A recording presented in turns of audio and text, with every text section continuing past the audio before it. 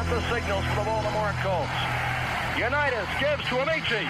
The Colts are the world champions. Amici scores. It's amazing, sensational, dramatic, heart-rending, exciting, thrilling finish in the history of college football. California won the big game. 5 seconds left in the game. You believe in miracles? Yes! Unbelievable. This is Phil Steele. This is Mike Burnop. This is Wes Durham. This is Mike Ashley. Hi, this is Chuck Foreman, number 44 of the Minnesota Vikings. Woo, mercy, this is handsome Jimmy Vane, the Boogie Woogie Man. This is Coach Pry with Virginia Tech Football, and you are listening to Big Dog Sports Talk. Are you ready to rock? Are you ready to roll? Okay, let's do it. You're in the doghouse with Rick Watson on Big Dog Sports Talk, presented by Pulaski County Sports and Entertainment. Join us in the Family Fencing Studios and chime in on the McClellan Chiropractic chat line. He's keeping cool with help from Little River Heating and Air, but this show is straight fire. And now, the big dog, Rick Watson. Hey, good morning. How are you on a Tuesday? Hope you're well, wherever you might be. Sorry, I was clearing my throat there. A lot going on today on the Tuesday show. We're jam-packed, as a matter of fact. More of the reaction of the fallout of the firing of Brent Pry over at Virginia Tech. Marva in Miami joins us at 6:45. Chris Coleman will join us from Tech Sideline. And he's had a lot of opinions on this matter for a long time, so we'll get his take on what he expects. Today, by the way, Whit Babcock is scheduled to lead off the weekly press conference. I don't think anything of major interest is going to come out of that. He may obviously talk about, you never like to get rid of a coach. And he'll probably accept some of the run responsibility, but I don't think any announcements. Although I'm hearing a lot of things that we are going to hear some very important announcements regarding that position here in the next couple of weeks. So Chris will be on at 7. David Smith is back this week, and we'll go over the NFL, which ended last night, in this hideous doubleheader that I think they're doing away with next year. We'll get into that. It's never made any sense. And then Mike Burnop. And we'll get more to the real heart of the matter about everything and his feelings of everything that went on. So we got a jam-packed show. My goodness. You're welcome, America. Thanks for joining us as always. Please hit us up in our McClellan Chiropractic chat room. And there you see it on the screen because you all requested it. And I stumbled upon it Saturday night with our live post-game stream with the White Vic. So when you see comments come up, you can see those and you can maybe respond to one another while the show's going on. So that's a great idea. So thank you for suggesting that, everybody. It means a lot. And also make sure on our professional door text line, 540-391-0788. 540-391-0788. We would love to hear from you. I want to thank Family Fencing Studio sponsorship here in Reiner. 540-200-8294. Check them out at familyfencingnrv.com. All the materials you want, agricultural, doesn't matter, what kind of fencing you're looking for, they have it. Industrial, around your home, free quotes, payment plans, yes, finance options available. Go see them. Thanks, Jason Green. Appreciate you guys. You're awesome. McClellan Chiropractic in our chat room, Mark Hunley. Go see them over off of Pepper Ferries Road in Christiansburg. I need to add his phone number. I'll do that tomorrow. But go see him. We're going to go do a GoPro, or I'm just over there on the machines. We're going to do a live short here very soon. Yep. It's going to be one of those hurt so good things, good popping and so forth. So thanks to those folks as well. And it is our professional door incorporated text line, 540-391-0788. As always, please like and subscribe and share. We are now 37 subscriptions away from the magic 500 that YouTube keeps pushing.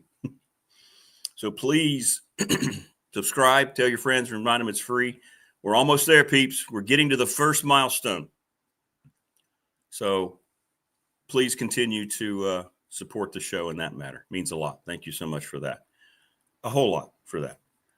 Each and every day we're brought to you by, of course, Pulaski County Sports and Entertainment. And they're building something very special here in southwestern Virginia. They have historic Halfie Park, Pulaski County Motorsports Park, Randolph Park, and the future is going to be tied into Pulaski County Sportsplex. PlayPulaskiVirginia.org. Very honored that they're our sponsor, our presenting sponsor here on the program. My goodness, my throat, my apologies. National Bank member FDIC, our exclusive banking partner here on BDST. Been with them for 35 years. And they're the best. Great customer assistance. Go see them. And, of course, Travis Williams and everybody, Professional Door Incorporated, residential, commercial garage doors, family owned and operated, 38 years, sponsor of this text line. But hit us up in the chat room.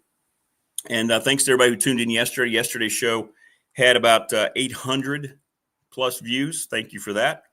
And those are the kind of metrics that we need.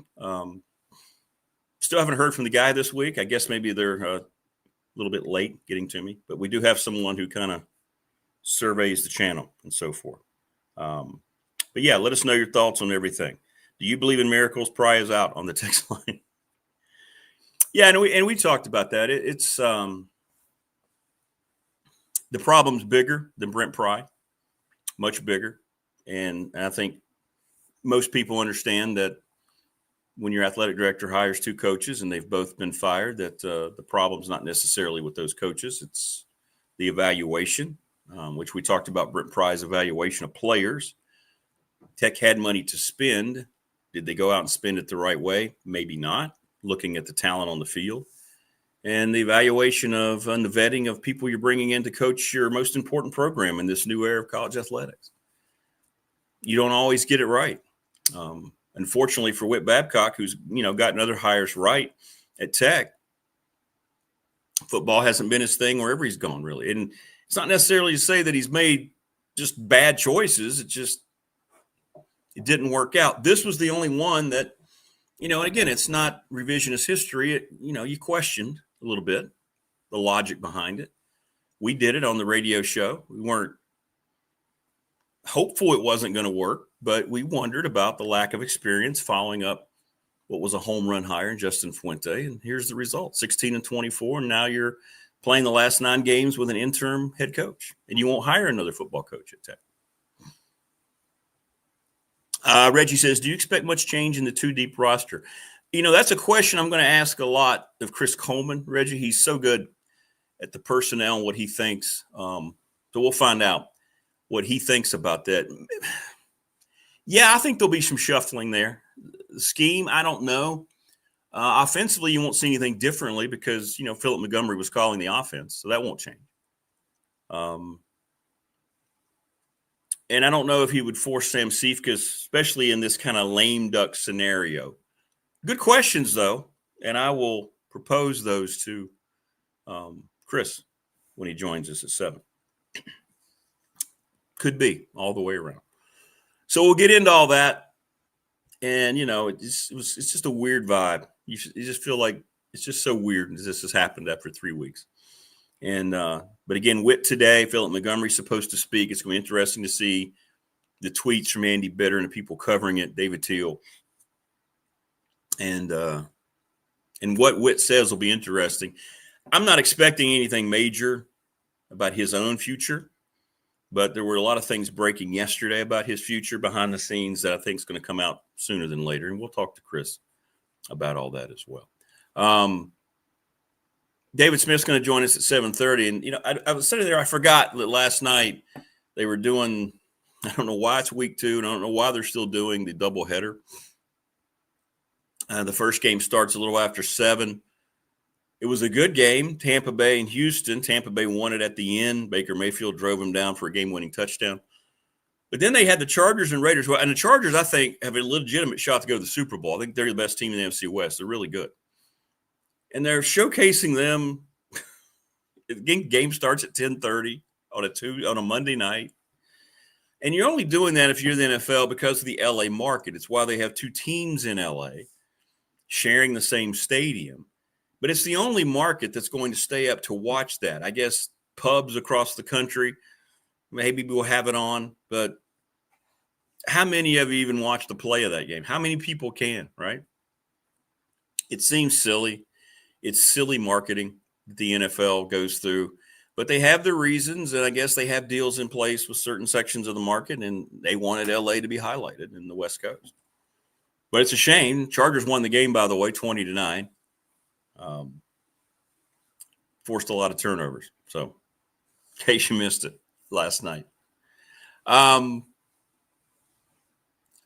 What's next? Okay, so what's going to happen today at the press conference? I think you're going to have Phil Montgomery handle himself very well. He's been in this situation. He'll be okay at the presser today. It's going to be an uneasy vibe over there. It always is going to be that way. And then you have to get into the game, and it's a game that Tech should handle fairly easily.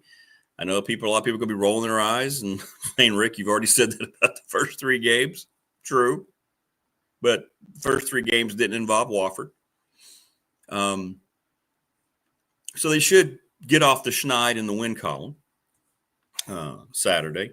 The crowd's going to be a very interesting response, but it is the weekend. It's parents' weekends in the core, somebody was telling me in chat. So that's going to, I think, help the crowd tremendously. So it may not look nearly as bad. Prometheus' gardening and cannabis corner. Hey, welcome. You should sponsor the program. We need sponsors. Do you think drones will still? I gave you a free plug there. Do you think drones will still be the quarterback? Yes, I do. Because there's no confidence. Now you might see. I hope not. I hope they don't start thinking, hey, we're going to throw a second quarterback out there. Now, it's not working. I agree. It's not working under Kyron Drones. He's not been good. He's had moments. He had a good finish to his first year. He's had games where he looked like that guy. But no, he's not the guy long term. I'll say this for him on Saturday, and that game was over. He was frustrated. He'd made some bad decisions, but he was at least out there playing hard. I'll give him that. And I know a lot of people are going to say, well, shouldn't he play hard? He's making a lot of money. Well, there is the other side of the coin on that. I don't want to hear it, John. Don't want to hear it. Anything better than clinching the NL East in Dodger Stadium? Oh, the East. Okay, yeah, clinched. Yeah, no, nothing, John. Thought you were a Dodger fan for a second. You haven't clinched the West yet. Congratulations. Padres and Mets tonight, John. Baseball playoffs coming up.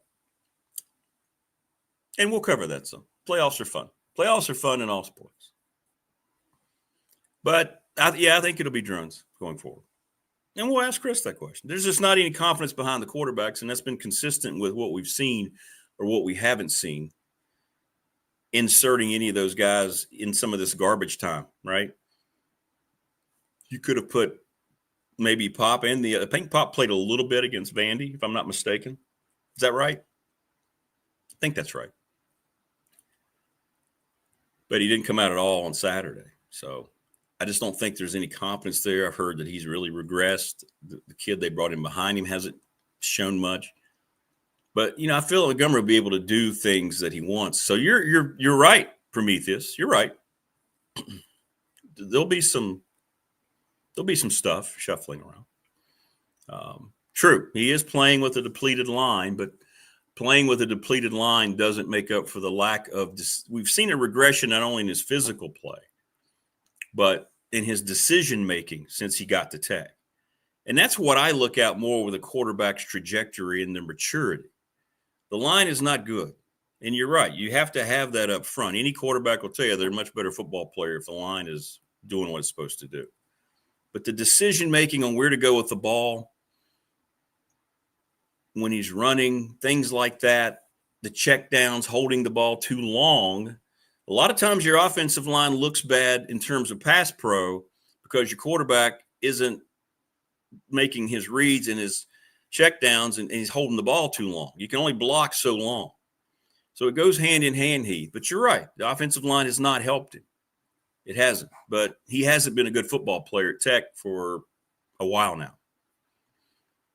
Miami game last year, you thought maybe finally it would all come together, right? Because that was such an unexpected and unbelievable offensive explosion. And he played one of the best games we've seen a Tech quarterback play in a long time. But there was never any consistency after that.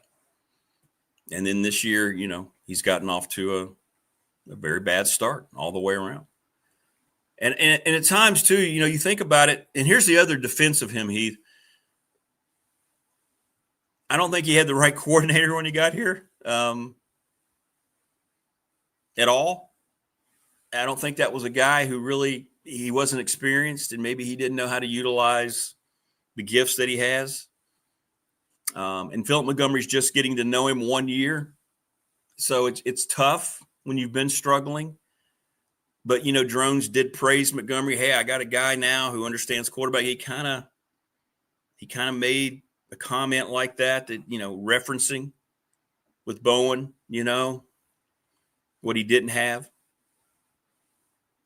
And, and the thing about it, too, he got in better shape. He admitted last year he had a terrible attitude, which I respect, but it hasn't transferred over to the field yet. And the lack of running game doesn't help a quarterback either. And that goes back to your point, Heath, about the offensive line. Good morning, Rodney. How are you? Good to have you in our McClellan chat room.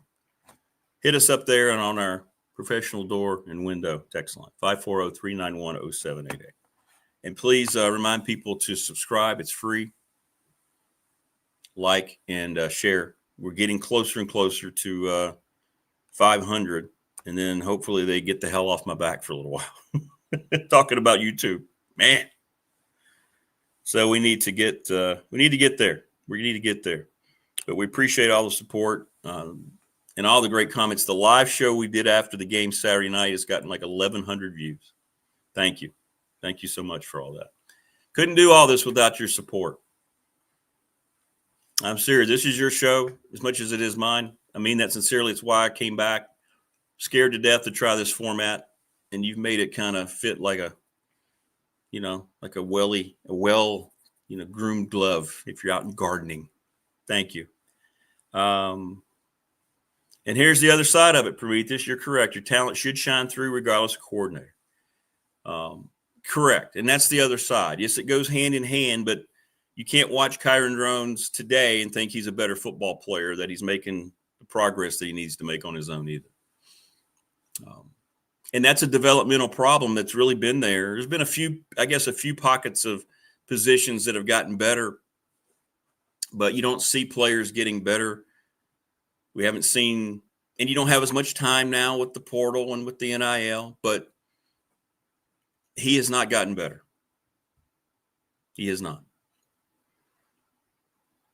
And maybe with everything that's going on, it was interesting how, yesterday, what did Dwight say? Dwight Vick, who was sensational. I appreciate him coming back on yesterday. He and the other football players look at certain things, and they all were talking about. You hear him yesterday talking about those he named like 9 or 10 guys that he's in chat with all the time to help build the Tech football era. And he says it's telling that none of those players are putting out anything about their remorse about losing their coach. It's interesting. Very interesting. John says the Gamecock message boards are really turning hard on Shane. Will be interesting to hear Jen's take. Yeah, it will be. And, go back to 2 years ago, they were ready to run him out of town until he bounced back last year and they had the strong finish. It just shows you how winning is the only thing that matters, and it's the only thing that puts away these conversations. 2 years ago, we talked about on the radio show, they were trying, donors, the heavy rollers down there, were trying to come together with the university leadership to get enough money to say, look, we want to buy him out. And this is the SEC, life in the SEC. So they come into this year, they're preseason number 13, all these expectations. Lenore Sellers, who's now hurt. They haven't looked good from the bump. I mean, the Virginia Tech team that's 0-3, that's getting blown out at home in the second half by Vanderbilt and getting run out of their own stadium by Old Dominion out of the Sun Belt, had that game 10-8 going into the fourth quarter. Right? So, they didn't look great against South Carolina State, who hung in there. who Wofford played very close. And then, of course, they get absolutely blown out last week by Vanderbilt. But what we're learning is Vanderbilt is showing why they have 86% of their production back. They're really good. They're really good. So it's interesting. I don't think he's well liked down there in terms of the way he handles himself a little bit. Great minds. Prometheus just said it. I think there's some things there. They got criticized a lot going into last year because he used to do all these parody videos and put himself out there. And fans in the SEC, if you're not winning, they don't want to see that crap. So there's a lot of people clamoring from him in Blacksburg. And my question would have to be this: why? Thank you, Jimmy. Appreciate that. Why would you think that is the natural choice just because of the last name? Aren't we trying to go forward now that you know that you can go forward in a way that is safe because everything else has failed? Why would you want to try to? The White Vic said it. It's time to do away with all that. And I don't think Frank Beamer would want that. Maybe, he wouldn't care one way or the other, given where he is, if his son wanted to do that. But people are creating scenarios that aren't realistic yet. He just signed an extension last year because of the success they had. And we'll see how their season goes and how they adjust. I don't know what Sellers' long-term health is going to be. But, yeah, what do you expect to gain with Shane Beamer? Because you may have known him when he was growing up and he has the name, but what would he bring? What would he bring here to make you think that Tech would be able to bounce in and become a national, or at least a team that was in the rankings every year? Now, he's done it at South Carolina, but he's had every resource he's ever going to need, and he only did it at South Carolina last year. He did it 1 year. Can he sustain it?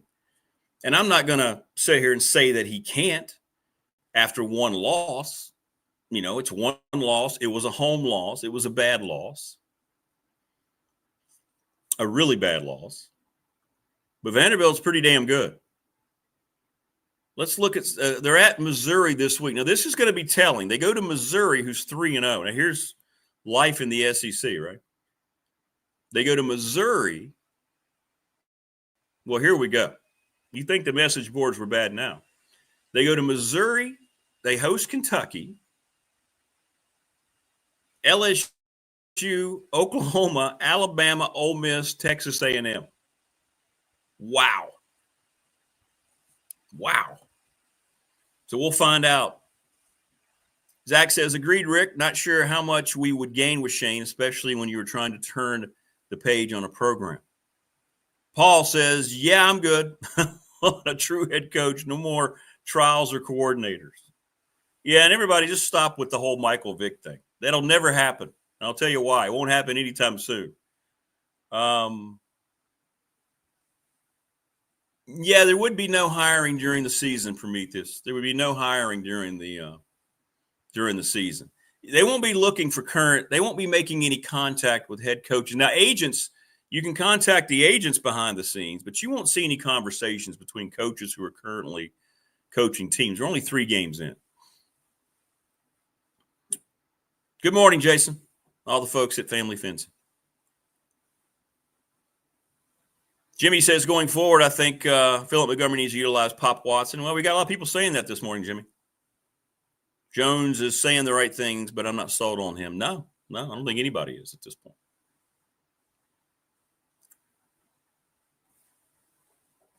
I don't think you're going to see anything with the coach. And we'll ask Chris about this coming up. Chris Coleman from Tech Sideline. I don't think you're going to see anything with the coaching search seriously materialize until they figure out Witt's announcement. My guess is about a pending retirement. And then when that happens, this whole thing about a hiring committee will probably go by the wayside, because you're not going to lose an athletic director, bring in a new one, and then tell the new athletic director, oh, by the way, this committee is going to be who's in charge of hiring your coach. Then you're going to kind of pigeonhole yourself on who you'd want or who would want to come in here as the new AD. when that happens. But there won't be any tampering with current coaches, no. Now, that doesn't mean you can't have conversations with agents. That happens all the time. I work in an athletic department, and trust me, I hear all the time during the basketball seasons. During basketball, how many times that coaches are in conversations through their agent, right? Things of that nature. Now, it doesn't mean that they're not engaged, and those things are usually kept behind quarters. You know, they usually don't come out. But, yeah, you will have agent discussions, sure. Absolutely. Absolutely. Because that's what their job is. That's what their job is. Do you think they talk to more group of 5 or more power 4 coaches? I think it's going to be a wide net. A very wide net and a decision that won't be rushed. I think Dwight yesterday said we would want it to be, he said, you know, experienced head coach, somebody who's been maybe even at the group 5.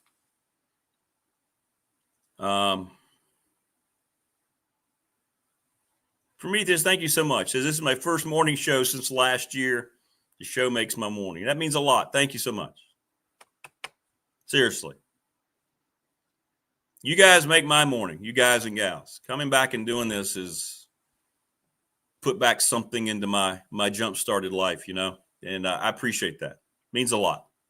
Say, this is our show. This is your show, and I'm so happy. We're now 37 subs away is all from 500. That's amazing. So we got to get there, get to 500, and I want to see what YouTube does. I better get a little tag that says, hey, you made it to the first goal. They've been yelling at me so much. Neil Brown, Chris Page says, laughing out loud. No, won't be Neil Brown. By the way, you guys were right as you usually are. The chat, that's pretty cool, isn't it? That's pretty cool, seeing the chat in the corner. I'm glad I accidentally discovered that on Saturday. John says, a big what-if question surrounding Virginia Tech is, what if we had kept Jerry Kill? You tell me that guy hasn't changed the whole culture around Vanderbilt? Man, did you see the shots of him in Blacksburg? I'm sure he did. There's no question. The guy's health has been so bad he can no longer be a head coach, right? In all seriousness, wasn't it like 3 major heart surgeries? So he had to give that up. But man, he's valuable. That's a great point. Man, he's valuable. Absolutely. Jerry Kill's a difference maker in that program. Huge. And he and Pavia, you can see it. He was all over the sideline and field, and they go to him. And what's great about Clark Lee, the coach there, he understands what he's got. There's no ego. He's not trying to say, don't you interact. They got a good thing going down there, man. I love watching Diego Pavia. And I know he's hurt Tech. I'm not trying to rub salt in it, but if you love college football and competition and a mindset, you got to love the way that guy plays the game of football and handles the quarterback position. Man. Can we come up with the money for Ed Orgeron? He has been behind the scenes saying he wants to get back into it. He's got a lot of money. Got a lot of money from LSU. You know, it's going to be interesting. Today's presser will give us a little bit more insight.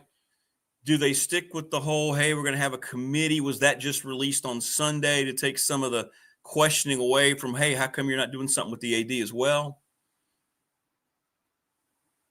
I don't know. But I think it's going to be a very wide net. I think you're going to look at all different kinds of scenarios. Oregon's offensive coordinator would be very intriguing. He's going to get a head coaching job in the next cycle. You watch the Oregon offense play. You know, Dan Lanning went from Georgia after national championships as the defensive coordinator, and look what he's done with Oregon. And his OC is from that pedigree. Something like that, I think, would be something you would have to look at. A lot of people on the text line We're asking about Jamie Chadwell. I think his star has fallen. He's the Liberty head coach, and he had that great first year, but things have kind of swooned a little bit.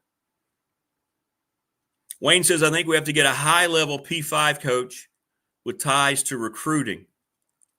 P4 coach or P4 assistant from a blue blood. We aren't necessarily looking for splash, but experience. That's right. It doesn't have to be a massive name at all.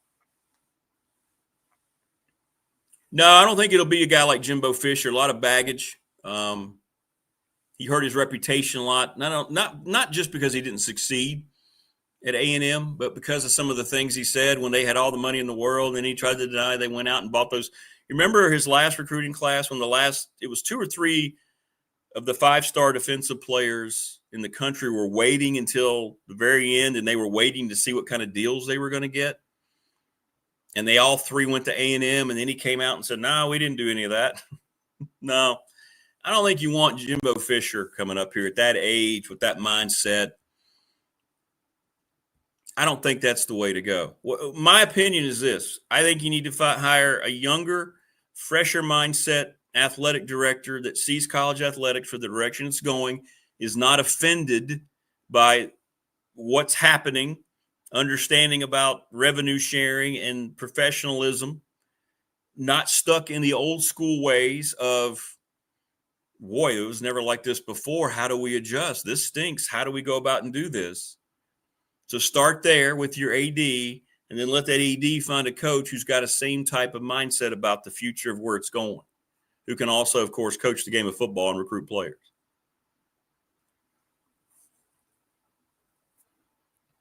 Wayne says Rick's invitation of Jimbo.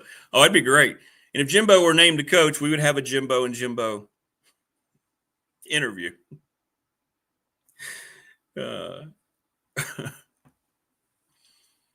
But that is my take on it. We're going to ask Chris all these questions as well. Coming up at 7. Because Chris is as tied into this whole thing as anybody on the planet. And I appreciate him taking time. They had a great podcast, Tech Sideline, all those folks over there, Sunday night. They had a really, really good podcast. You should check it out. But Chris has been all over this. He's not been shy about talking about that, and we're going to tap into all that with him. Make sure you don't want to miss 7 o'clock. I hope you feel like you don't want to miss any of the show, but that's going to be good if you want to get some further insight. Should we poach ODU's coach? No. No. I like Ricky Ronnie, but he comes, he and Brent Pry coach together. He's doing good things there with no NIL whatsoever, but this is just one game. They haven't been sustaining success. They're going to be better than a 5th place team though in the Sun Belt. But I don't think that would. I don't think that would be the cure long term. No. I mean, I don't have the answer who it is, but you're asking me my opinion, and I'm just trying to tell you. I don't think that's the way you go just because of one game. Now I know he's what. Was he the coach the first year? No, he wasn't the coach when Fuente was there, when he lost, right? So he beat Tech twice, beat Brent Pry twice. But I don't think so. Yes, poach his quarterback. That kid is good. And poach that freshman linebacker, number 18. Jeez. I mean, you think about it. You watch that kid Saturday run around Lane Stadium wearing the white and light blue. Tech hasn't had a linebacker like that, a young linebacker recruited like that in 4 years. And that should never be the case. Paul says, I will say it again, we have 168 NFL players and 29 current players. They should be tapping into them to push donations and help find the money to be competitive. Yeah. And the last sentence, Paul, is 100% correct. And this is something you have to factor into the future. You're going to need $10 million. If you want a name, or maybe not even a name, you're going to have to double at least what you were paying Brent Pry. That's where the market is. It's ridiculous. It's silly. It's as dumb to me to pay a head football coach that kind of money, just like these buyouts and these universities who hurt themselves so badly. It's dumb. but it is the market. And you are correct. We don't have to agree with it, but it's going to cost you more. It's going to cost you more. You can't go bargain shopping all the time and expect it to always turn out as that little rare find that you get at the thrift store that turns out to be one of the best things you bought all year. There's a reason the old adage, you get what you pay for, is usually true, right? So you're going to have to invest there one way or the other. And you're even going to have to invest in a young coach who may not even have been a head coach. Not as much maybe, but you're going to have to. 100%. And I'll say this too. Virginia Tech has money. I'm just going to say it because I know it's true. This whole thing about Tech struggling for money. Now, did they need to go to the board to make them aware long-term what they're going to need to get that budget up? Where it sits now. So in other words, where your budget is now and what Tech is spending doesn't necessarily reflect all the money they could be spending, if that makes sense.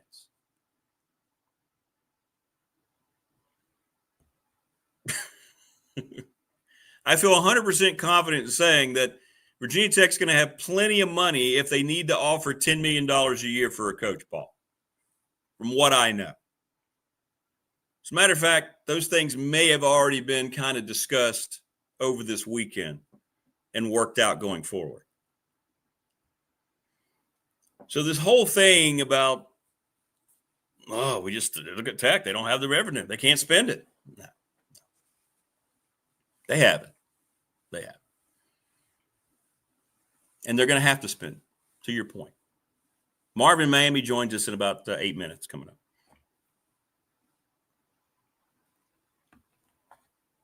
So we'll get her take on North Carolina. And we'll ask her about, she went through this as a fan of North Carolina a couple years ago with Mac Brown. Chris says 2 beers and water for $38. They should have plenty. Talking about the money.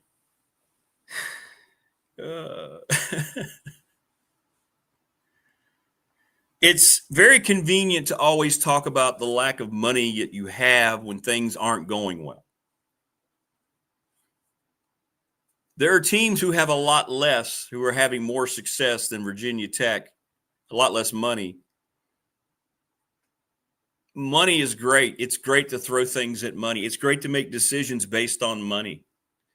But you know what? If it doesn't have any substance to it, it doesn't matter. Money doesn't always cure everything. There's not one team in the SEC that doesn't have money, even Vanderbilt, and you're seeing it now. There's not one team in the Big Ten. You think Purdue, Northwestern, who else sucks in the Big Ten? UCLA. You don't think those programs have gobs of money? Of course they do. They just don't know how to spend it. They don't have leadership, administration who understands how to utilize it correctly for success, just like any other business model. You might have a whole lot of investors out there, and you may have money to get your jump-started business, whatever it might be, underway. Then if you're making bad decisions with your personnel, with your marketing, with your customer relations, you're not going to work. And all that money that went into it didn't help you because you didn't have the right people in place to make it work along with the money.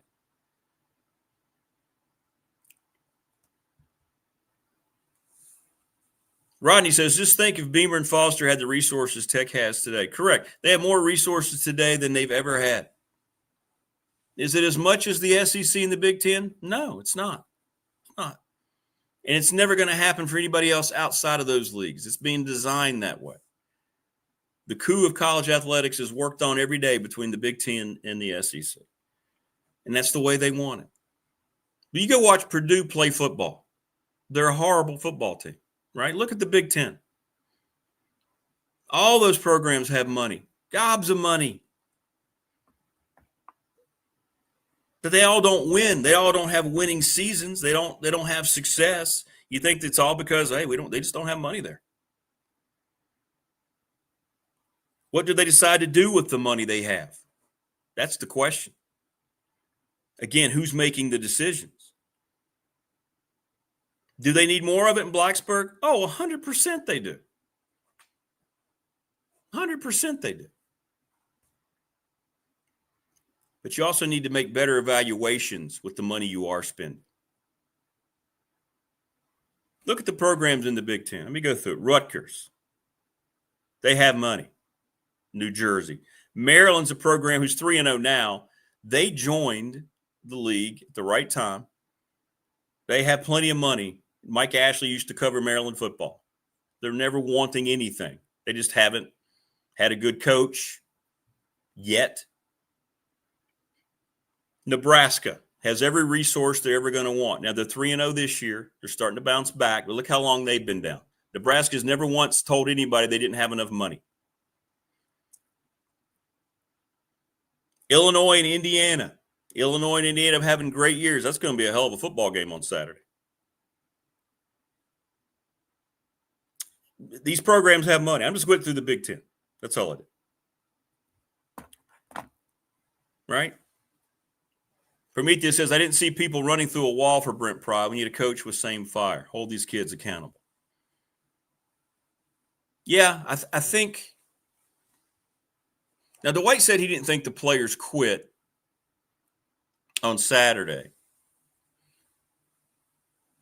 I kind of thought we did see a lack of effort in the second half on Saturday. But then again, there were a lot of younger players. To the coaching staff's credit, they did throw in a lot of young players. And maybe it looked a little different. It's hard to say. Guys were out there for the first time in a lot of cases, personnel groupings and so forth. So, we shall see. Wes says, how about Spencer Danielson, Boise State coach, or Gus Malzahn? Hey, listen, these are great names. But I don't think we're even at the point to even think about who could be on a real short list. You're going to see a lot of sites pop up. They know fans. They want clickbait. They're going to say, hey, here's the short list for Virginia Tech. Well, those are usually pretty silly. But you have to take care of what's going to happen in your department leadership before you can think about a head football coach. And that's why this committee thing is not a great idea in any way, shape, or form, because why would you want to – if you're a young coach, if you're a coach at all, why would you want to come in and not know who your boss is? That's why that scenario made no sense. Joining us on the program right now, and a scenario she had to go through as a North Carolina lifer is Marva in Miami, right? You had to deal with this. In all seriousness now, Armageddon happened in Blacksburg. By the way, good morning. How are you? Good morning. I'm doing all right. How are you? I'm good. Thanks for coming on a little early, as always. You look no great. Problem. Look at you, 6:45. What is it? What's the temperature in Florida? Oh, wow. I haven't been outside. It's super early. But let me check for you. Let's see. 46 here, Marva. 46 degrees. It is 76. Is it really? Is it really? Wow. Okay. But all right. Let me check and see what's it going to go up to. It's going to go up to 88. So it's still going to be. Would you say, without any question in your mind, that North Carolina Chapel Hill has quite a bit of money? Yes. In their athletic department. They do, yes. Don't. Last time I checked, they're doing pretty well. The treasure chest is pretty full down there, right? It is. Yes. They've had basically zero success with their football program in the last, 5-7 years, something like that? It's been a lot of ups and downs. People are mad you don't have your Michael Jordan jersey on this morning. I don't, but I do have my Eric Montross shirt on today. I'm sorry, I don't know my camera. It's really hard to see. Eric Montross, great Eric Montross. So, yeah. He was great. God rest his soul. Yes. Got to meet him a few times calling basketball games. What a great dude. Yeah, Eric a really Montross. Great guy. Oh my gosh, that was a tragic loss. You're right. All right, so you went through this with Mac Brown's firing, and then of course you went with Belichick.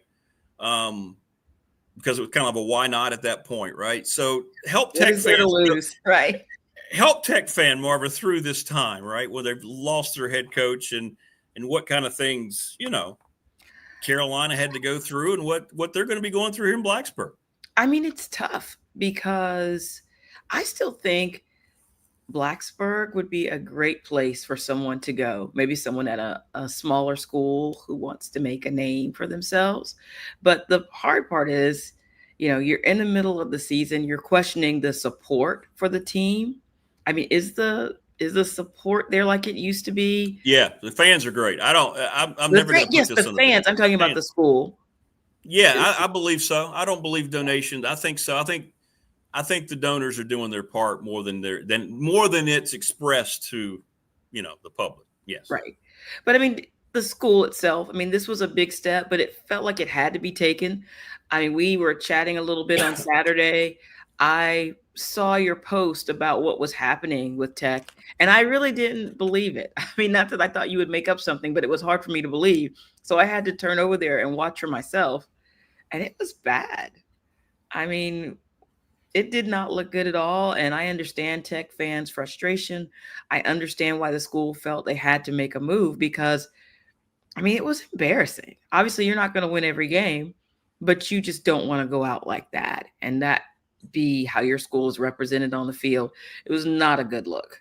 And so I definitely have sympathy for what Tech fans are going through right now. I mean, you always want to think your team has a chance, and you especially want to think they have a chance when they're playing someone like Old Dominion. And it's I'm not trying to be disparaging to them, but a team like Tech really shouldn't have a problem with them, right? Like it shouldn't have to be a problem. And in theory, correct. It was a big problem, and it was embarrassing. And so I think they're going to get a good coach. I hear what your concerns about the committee. That is confusing. They should get that situation straightened out. But I think they're going to have a shot at a good coach. And I even think there's an opportunity if the team will rally after what happened over the weekend and say, we were embarrassed. We don't want to be embarrassed like that again. And so maybe they can, dig deep and shore up something that will not be an embarrassing season. Maybe. I don't know. Well, what was your feeling? Now, who was your coach again before you brought back Mac? I keep forgetting his name. Oh, my gosh. He was terrible. Federer, he started with an F, right? Fedora. Fedora. No, yes. Yeah. Is that right? Yeah. Larry Fedora. Yeah, Larry Fedora. And he was a slam dunk hire early, right? I mean, he was doing well. Yeah. Everybody was hopeful. I mean, it's always like this, though, with Carolina. Everybody is always hopeful, that this is going to be it. And then it fizzled out and it was bad. And so then the bright idea was to bring back Mac Brown. He had been very successful. And he was for a while, and then he wasn't. And it's just always hard when you have to go through this with, bringing in new coaches. And it's just, you want your program to have some kind of stability. That's what I think fans want, that some kind of stability, someone you can depend on, that's going to keep moving you forward, just a little, even if it's just a little bit, you're moving forward. You want to see that. And when you don't, when you're just sort of stagnate and then you start going backwards, what else is there to do but bring in someone new? Well, let's get to your program here quickly. You've 2-1 won the last now. two. 2-1. Now I know they were two games you should win, but what are you seeing? I mean, I think what it has helped too, and this is all seriousness, don't you think it's probably helped Belichick a little bit, games that he can control, and now he's getting a little more. We talk about players getting seasoned, young players who get to play Charlotte and Richmond and how it makes them better maybe for the conference. Maybe this makes him a little better getting acclimated as a college coach.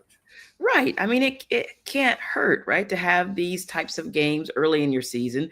That's why you schedule these types of games early in the season, to help everybody come together and gel and get, like you said, get acclimated to this new coaching staff.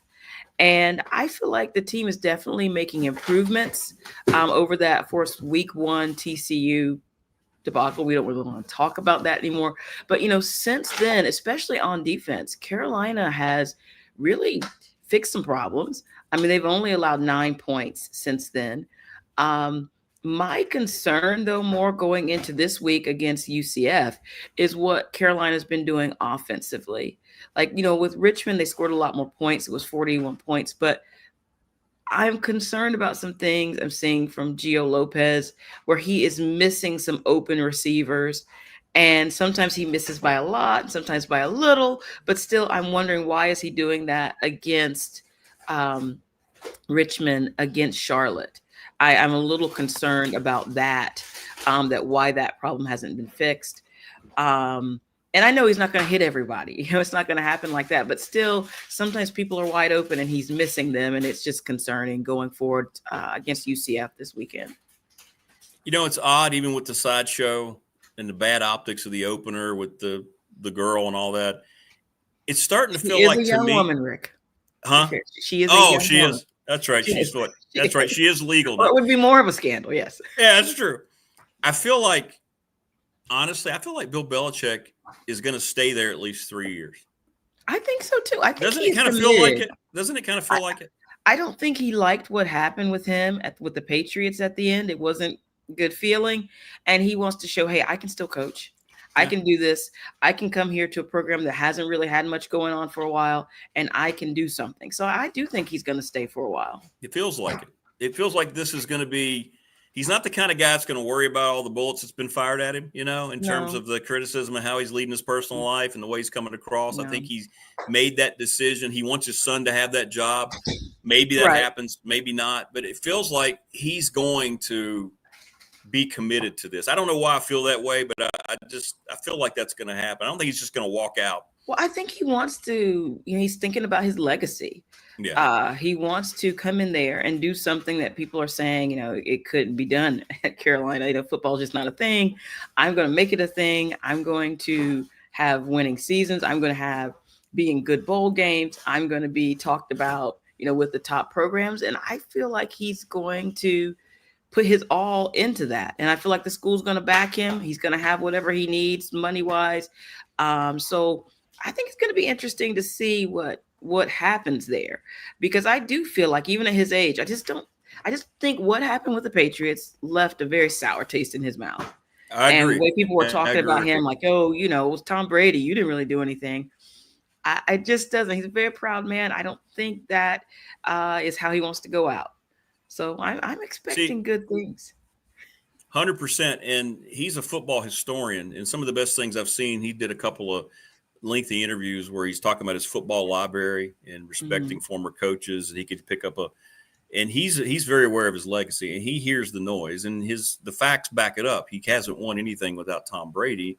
Tom Brady went on to win another Super Bowl. So I think in his mind, he's looking at this as a way to kind of add to what he has accomplished. Nobody's going to take away the 6 rings, but at the same time, he's probably got to have a little bit of that floating around in his head. I agree. Right. I do. I think that's present with him. I think he doesn't like all this talk about his girlfriend, because I think before this, I don't remember that much talk about his personal life. I mean, I think he had a long-term girlfriend. He was divorced from a while back, but who cared? It wasn't a topic of discussion. And so I just don't think he likes it. I think he wants to focus on football, and he wants to show people, look, I can still do this. I've still got it. I still know football. Probably because she showed up on the field before the game and he whisked her away. Things like that. Yeah. Just stay off the field, right? Yeah. I don't know. I try not to think about that, Rick. Honestly, I don't want to know what's going on with them. It's like, not my business. Just win, just win, and win the right way. Of course, I don't want to win at any cost, but I just don't like to think about Jordan. I don't even know her last name. But I don't either. It doesn't matter. She won't be relevant for too much longer in his life, probably. I don't know. I mean, they might be married. But... Yeah. All right. So UCF, it's a road game, right? Yes, it is a road game against UCF. And, UCF, they have won their first 2 games of the season, but they haven't played anybody. I mean, they barely beat Jacksonville State. They won 17-10. They're good. They did. Yeah, they had a big win, though, against North Carolina A&T. I think they put up like 68 points against them. Yeah, but type of thing. So, I'm excited to see what's going to happen, because this is going to be the first big test for Carolina after TCU. And the players have talked about being embarrassed on national television. And that, I like that they're talking about that and that's on their mind. Sure. Because you never want your team to be complacent or okay with a loss to anybody, but especially the way that thing went down with TCU. So I feel like they're going to come out there. They're going to be fired up. I'm feeling pretty good about the defense. I I still don't know about Gio Lopez. I just don't know because of the way he has performed against his lesser talent that, yes, he's putting up points, but he's still also leaving points out there. He is missing, wide open receivers. And I don't know why. Like, I didn't really know a lot about his background, coming in from South Alabama. I don't know, what he did there. Honestly, I didn't follow him there. And I just want to see, there's a freshman that is on the bench that people are talking about, people are excited about. There is Matt Johnson also there as a backup that people are saying, should we have given him a chance against these lesser schools just to give him some reps out there with teams you're going to beat. So I'm just not sold on him yet, but I'm willing to give him a chance. Let's see what he does against UCF and going forward. Well, we shall see. It's a big one for you. It'd be the biggest win in the Belichick era if he pulls it off. So right, it will be, and I hope that's what we're talking about next week. I know. I hope so. I hope so. Because your hubby's happy, right? Your hubby got an overtime win, so he was happy on Sunday. Wait, there's like my kids. I'm sorry, they're making so much noise in the background. That's okay. Yeah, they don't know that I'm on. That's okay. No, don't worry. So anyway, I'm sorry. What were you saying about my husband? Your husband's happy, right? You got the overtime win on Sunday against the Giants. Good weekend. He should be happy. But it was sad. I mean, there were some sad moments here. I know. It was. Russell Wilson looked like the Russell Wilson of old against them, and I know they were missing Mike Parsons. That's never. Yeah, allowing that's never good. I mean, the man threw for over 400 yards, right? It was wild. He did. It was wild, and there were very tense moments here. So, I mean, I guess he's happy they got a win, but it seems like they got lucky. Yeah, they did. Yeah, there's a child coming forward. I can't. Oh, that's okay. That's all right. Well, listen, thank you for jumping on a bit early. Good luck this week. We'll be following the Hills. Thank you. Thank you. You'll get some text if things don't go well on Saturday. Things are going to go well. Big win. Supportive text. That's okay. Okay. Yeah. I appreciate that. All right. Have a good week. Okay. Don't struggle too bad in the 76 degrees this morning. Yeah, it is hard. It is hard. I know it is. What am I supposed to do? I don't know. You're just I can't believe you had the courage to come on as cold as you are. I'm sure. I know. Yeah. And I actually do have long pants. I'm not wearing shorts because it's in the 70s. It's in the 70s, so you gotta make sure you have pants. Yes. All right. You have a wonderful rest of the week. Give my best to your fam. Will do. You too. All right. Bye, Marva. Bye. Marva in Miami. We love Marva. Marva's great. Marva was our news anchor at the old radio station when we got started with this whole ball of wax many years ago. Jumped around. She and I would jump around the studios. That's where the whole big dog thing came from. We appreciate her, as always. We also appreciate all of our wonderful sponsors here as we segue into hour number 2. Family Fencing Studios. Get a free quote and do it today. 540-200-8294. Family Fencing, NRV.com. Finance options are available, locally owned and operated. Materials, vinyl, wood, aluminum, doesn't matter. Doesn't matter what kind of fence you need. They'll take care of it. Go see them. Chris Coleman going to join us here momentarily from Tech Sideline. Thanks to McCullen Chiropractic for the chat room. We have it up now, and I appreciate everybody who suggested that. That's great. Thanks to Mark Hunley and the crew. They are great. Thanks to Travis Williams and everybody at Professional Door Incorporated in Dublin. There's the text line, 540-391-0788. Hit us up there, please. It's great, and we appreciate all of their help. Thanks to National Bank, member FDIC, Larry Ramsey and Company, the exclusive banking partner of the program. Also, Ryan Pry, our attorney, for our BDST fan question of the week. And this week is, who would you like to see be the next football coach at Virginia Tech, even though it's very premature, as we've been talking about. Little River Heating and Air, 1095 Radford Street in Christiansburg. Go see Charles Lee and the group. They're great. Took care of my house in 2 days when everything completely got struck by lightning. Go see them. And as always, we're presented by Pulaski County Sports and Entertainment. Thanks to Jonathan Sweet and all the folks in Pulaski for that. And we're very excited right now to be joined from Tech Sideline. That gentleman right there is the most knowledgeable person I know around Tech football. His name is Chris Coleman. Double C, how are you, brother? Thanks for jumping on this morning. Good, man. Drinking from a fire hose the last few days. First of all, you guys had a great emergency podcast Sunday night after everything had happened. Terrific stuff. And you've been on this. You've been, as you always are, you're right there connected. Just some of your initial reactions. You weren't surprised by this, but what was your take on everything and how it went down on Sunday? I was hopeful that, a couple of new coordinators would improve things this year. I thought that they would to a certain extent. Personally, I was never a big Pry believer from the very beginning. I thought it seemed like a forced hire to bring back an era that it just isn't coming back. Yeah. And so I kind of thought, even if the new coordinators had helped things out a little bit this year, I thought this was going to be the long-term end of the Pry tenure. And once I'm kind of convinced on something, I kind of want to, if I know where we're going, I want to get there as quickly as possible. Sure. So it's one of those things where I wanted to be better this year. Certainly didn't want to lose those games. I mean, but at the same time, I sort of did feel a sense of relief because you could see the light at the end of the tunnel to a certain extent, and you were going to be able to move forward. And so none of it surprised me. Now, the extent of those beatdowns surprised me, I would say. That to see the team just roll over like that. Right. But that's how you really know a coach's position is untenable, is when the team stops playing. And or I guess you could argue they never even really showed up in the Old Dominion game, much less quit. But obviously, huge changes needed, not just in the football program, but in the athletic department as a whole, and they've needed that for quite a while too. And we expect that is going to be happening here soon in the next week, 2 weeks, things like that. I know Witt's leading the presser today. I don't think anything earth-shattering is going to come out of that, but a lot of reasons to speculate that we're going to have more announcements here, right, over the next couple of weeks. I think the Pry thing is just the beginning. You've got, whatever that two-man committee that John Rakovich assigned, whatever they report to the Board of Visitors on September 30th, that's going to be news.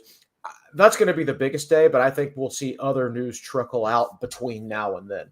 I think Babcock's going to make some revelations today, not necessarily about himself. Right. Although I do think that day is coming. I just think there's a process and an order to these things.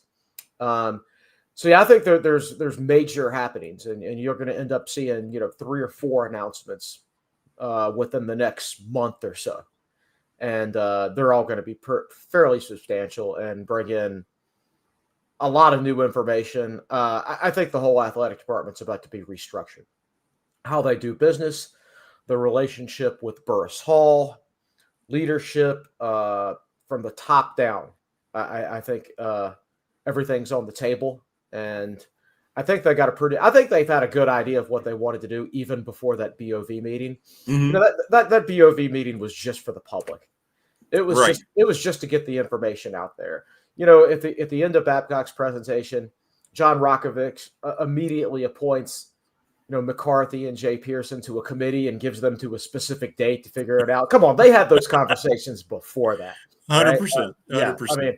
So this has been. I know it's going to seem like the Vanderbilt game and the Old Dominion game just forced them to action and everything like that. And no, that's just more of a coincidence. I mean, most of this stuff was going to happen anyway, Pry firing aside. Well, moving forward, and I'm trying to tell people, I keep getting all these questions about head coaches. I know you guys were discussing it. Fans want to hear about it, but we're not even close to having that process. But we can ask your opinion. What kind of coach would you like to see? What type? I mean, does it matter where they draw it from? If it's somebody you think has promise, are you looking for a specific amount of experience, or what are you looking for? Because they've gone both ways. It felt like Fuente on paper was going to be the right hire. Everybody felt good about it. Pry, I'm like you. We said it at the time on the radio show. I didn't really understand it. What are you looking for a new head coach coming in potentially, however they decide to go about doing that? The first thing they need is alignment within the athletic department. They did not have that under Fuente, and that cost them big time. And I think they will have that because, like I said, I think we're about to see a big house cleaning coming. I think they're going to hire someone with head coaching experience. I think going forward with all these TV contracts for the conferences expiring 2030, 2032, that time frame, when the musical chairs stop, you need to make sure you do as much as possible to have yourself a seat. And I don't think this isn't the time to hire a football coach based on emotions or a hope and a prayer and all that. You need to get somebody who's a proven ball coach. And that's what I want, a football coach. I don't want somebody rah-rah who can fire up the fan base. That's important, don't get me wrong, but nothing will fire up a fan base more than winning football games. Absolutely. And we need somebody that can coach football, not talking to a microphone. And yes, I'd love for him to do all those things. I don't care how many recruits we sign from this part of Virginia or that part of Virginia or everything like that. I don't want to hear any more about that. I want to win football games. We can't treat this like it's the mid-90s again. This is too important to try to take a trip down memory lane. A ball coach is what we need. Somebody who can flat out coach football. And it's not going to be a coordinator or anything like that. I'd be floored if it was. It's going to be somebody with head coaching experience. Chris Coleman joining us on the program from Tech Sideline, lead football analyst. 100%. And you're right. I get so tired of hearing about the whole recruiting, the height. People are still in that mindset about like worrying about right now with jumping into the portal and things like that. Okay. But you're going to have totally new people in there, a new coach, a new mindset. You're right. It seems like that mindset's stuck back in a certain age, doesn't it? Yeah. And the good news is I think most fans are in alignment now. Now they're all in alignment that something needs to be done. And we needed a new coach and needed to do some things differently. And I think they're mostly in alignment with all the other stuff. Like Justin Fuente went 43-31, which ultimately wasn't good enough. But in the grand scheme of things, that's still a pretty good record. And, people let it get into their heads that the reason we weren't better is because we didn't have enough tech guys and we didn't, recruit the state harder. Some of that's true. The main reason we didn't win under him was because of alignment. I think they went overboard under Pry with the whole let's recruit the state stuff. I mean, we just had a bunch of in-state players lose to Old Dominion, right? I mean, there's plenty of in-state players on that football team. Right. And, the best player on the field the other night was Colton Joseph, who I think is from California. Right. Yeah. So it's true. Exactly. So, I don't think that stuff's going to matter anymore. And I think you can get away from that stuff when you get bombed. Like that next coach is going to come in. We've been so bad under Pry that whatever that next coach wants to do, whoever he wants to hire, whoever he wants to fire, whatever his strategy wants to be, people are going to sit back and say, yes, sir. Just please don't get bombed by Old Dominion again. Right? There's a different set of expectations this time. Now, what about the potential new AD hire? Is that something that you have to maybe find somebody who's got a little different view on, okay, this is the new economics of college athletics, just what you're saying, understanding what that alignment needs to look like so people aren't thinking about, like we're just talking about recruiting and state recruiting. Go back to the 90s and the early 2000s. No, this is 2025. This is where we're going. You mentioned the restructuring in 5 years or so with the TV contracts. Is it important to have somebody who's on top of that that's willing to say, I'm going to evolve with this because I have no choice? Yeah, I think you have to have somebody in there who understands all that. And the top athletic director, he could end up being a regular sports administration guy. He could end up being a business guy. Maybe he's even somebody from the pro sports world. Doesn't really matter what the top guy is, as long as there are plenty of assistants to fill all those other gaps. Like you can have an athletic administrator as your top guy, as long as you've got a business guy is one of his associate ADs, and together they understand everything. That's been one of Witt's problems. He has not properly staffed that athletic department. They haven't had they haven't had a head of the Hokie Club with experience in fundraising since 2019. Like that's one of the reasons they've fallen behind financially. Like, yeah, you can go to the board and ask for $50 million. And if I were the board, I'd say, okay, we're going to help you out, but you need to get your own house in order first at the same time. And and they're going to do that. That's going to be part of the restructuring, in my opinion. I think there's going to be more to it than just an AD. I'm hearing some rumblings about a football GM. Yeah. That will run the football side of things, under the athletic director, of course. But I think that athletic director is pretty much going to be dictated to from above. It's like, okay, here's how many resources to dedicate to the football program, and here's how many resources to dedicate to everybody else, right? So I think that's going to be an important hire. I think we could hear that GM announcement, not necessarily who it's going to be, but the fact that the position is going to be created. I think that announcement could be coming sooner rather than later. So, I think in fact, they might end up hiring the GM before the athletic director. And then then the GM hires the football coach. Who knows? There are many different ways that this can go. There are many different strategies. Not everybody does it the same way these days, whereas everybody used to do it exactly the same way.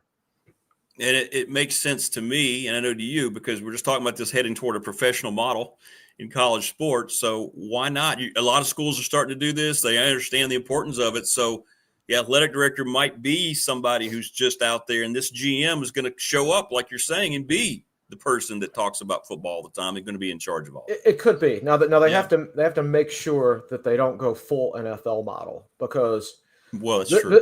This is not the NFL. All right, so NFL GMs they're all handicapped by the salary cap. Like, they all have the exact same amount of money to spend, right? You get one of those guys to college, and it's like, okay, we've got the same revenue sharing to spend, but everybody's got a different amount of NIL. So how do I moneyball this to a certain extent, which almost everybody has to do to a certain extent. They've got to decide which positions are more important. Where do we dedicate our resources? Things like that.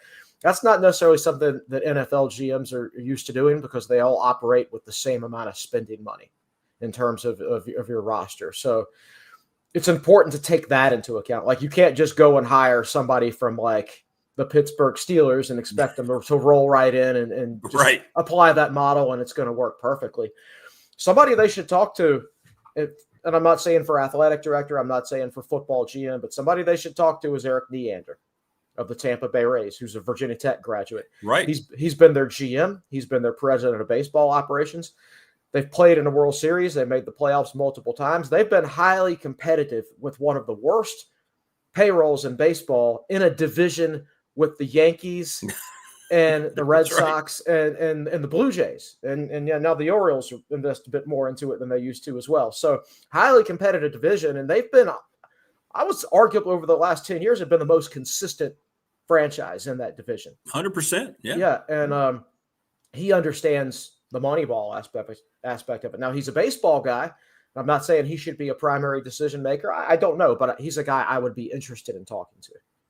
I agree. Yeah. Now, if you want tech guys, now I'm not opposed to hiring tech guys. They just have to be the right tech guys. You can't do it just for the sake of doing it. And I like his resume. Oh, no question. 100%. Chris Coleman joining us from Tech Sideline. All right, so we still have an immediate season also ahead of us. Still 9 games on the schedule, which seems incredible. Let's talk about what you thought about Philip Montgomery being, given the interim job the rest of the way. I wasn't surprised, given that he had head coaching experience. But what did you think about that decision, and what do you think about how it's going to look now going forward over the last 9 games? I was a little bit surprised. I think this team needs a fire lit under their butts, for lack of a better way to put it. And I thought maybe a guy like JC probably is more equipped from a personality standpoint. Although Montgomery hadn't been here long enough for me to really know him. Yeah. And they don't put him out there for interviews, so he's hard to get to know. But I thought it would be JC. But at the same time, Montgomery's got so much more head coaching experience. He's coached almost 100 games as a head coach in his career. And JC, I believe, has coached 3. So from an experience factor, there's no comparison. I would say my concern is he's got his hands full with that offense, right? So now he's kind of taking on double duty. But from an experience standpoint, he's probably the right decision. They had to move on from Pry. I think they were only going to win one more game this entire season if Pry had continued. And if they'd kept him to the end of the season, like teams used to do, I think his final record would have been 17-32 instead of 16-24. I don't know how many they're going to win now. It's not going to be very many. The ACC teams on their schedule right now are a combined 20-2. Yeah, getting better too. Yeah, David Teal tweeted that out. So it's a tougher schedule than we originally thought. There are going to be a lot of wins this year. The main thing is you got to get these guys back playing again. And to me, that starts every day in practice. Like if for me, I would go there and tell them, look, there's no starting lineup right now. Whoever practices the hardest today is first team tomorrow. And whoever practices the hardest tomorrow is first team the day after that. And whoever practices the hardest all week gets to start on Saturday.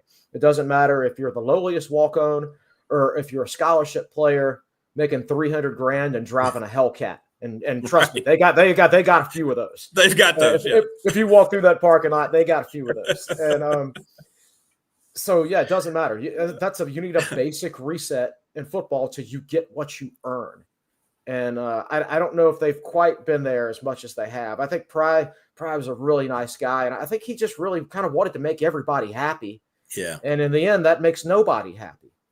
So I think they've got to get back to the basics there. And the rest of this season for me is just about, playing hard, playing with determination, playing with grit, representing, like when you walk through that tunnel and you tap the rock and it says, for those who have passed, for those to yet to come, reach for excellence. And they have not done that. Their 2 home games when they've run out of that tunnel. You've got to understand what that means.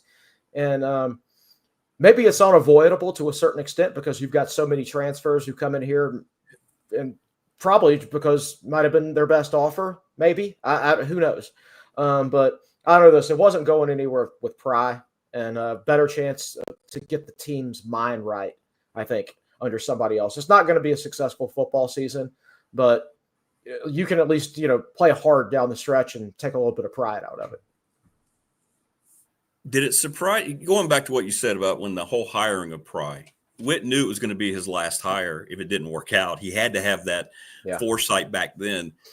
Mm-hmm. And at the time, it's not hindsight because at the time I was questioning. I know you were, Tech Sideline, you were wondering, I wonder what went through Witt's mind to make that. Do you think it was solely because of the connection that the guy had before and because Fuente didn't have any?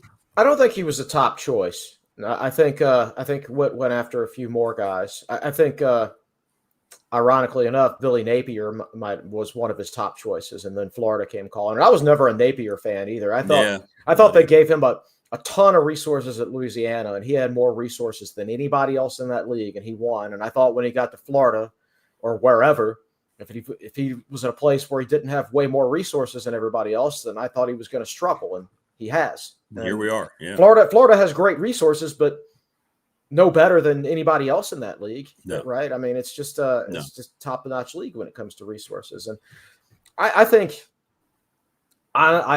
he was nudged a little bit by John Boleyn into the Pry hire. I think Boleyn was heavily influential in wanting to bring back the Beamer days, and again, I think there's always been a false narrative amongst the fan base and about how Frank did more with less and all that. But the fact of the matter is, at the turn of the century, after he flirted with North Carolina, he had the 3rd highest paid coaching staff in the country. Yeah, right. Yeah, best strength coach in the country, best defensive coordinator in the country, one of the best recruiters in the country, and Jim Kavanaugh. We had some of the best of everything. The Merriman Center was brand new, right? Virginia Tech was the tip of the spear and everything back then. Yeah.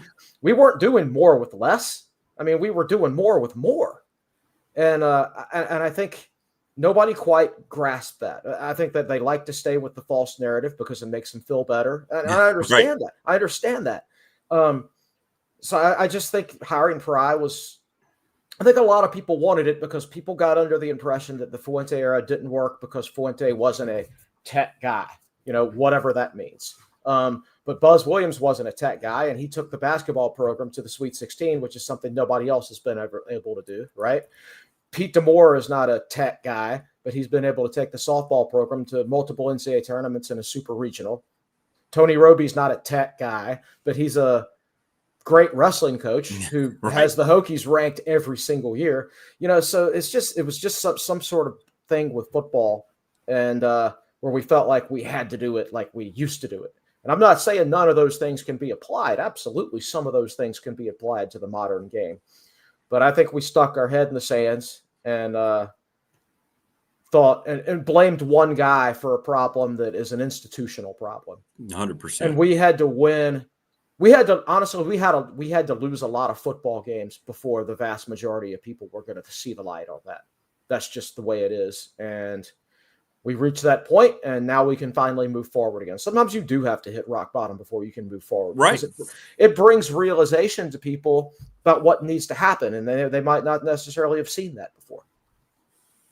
How many players, I mean, it's tough to say. You expect a large group of players over the next little bit to announce. I know one's already gone in. Yeah. How many players are you speculating you may think goes into the portal? I haven't had the chance to study the roster yet. We've been, I know. Like I said, drinking from a fire hose, but some of it depends on like how many guys have redshirted and things like that. If you've already redshirted, and if you're a senior, I mean, Tech does have a lot of seniors this year, so there's no point in those guys doing it.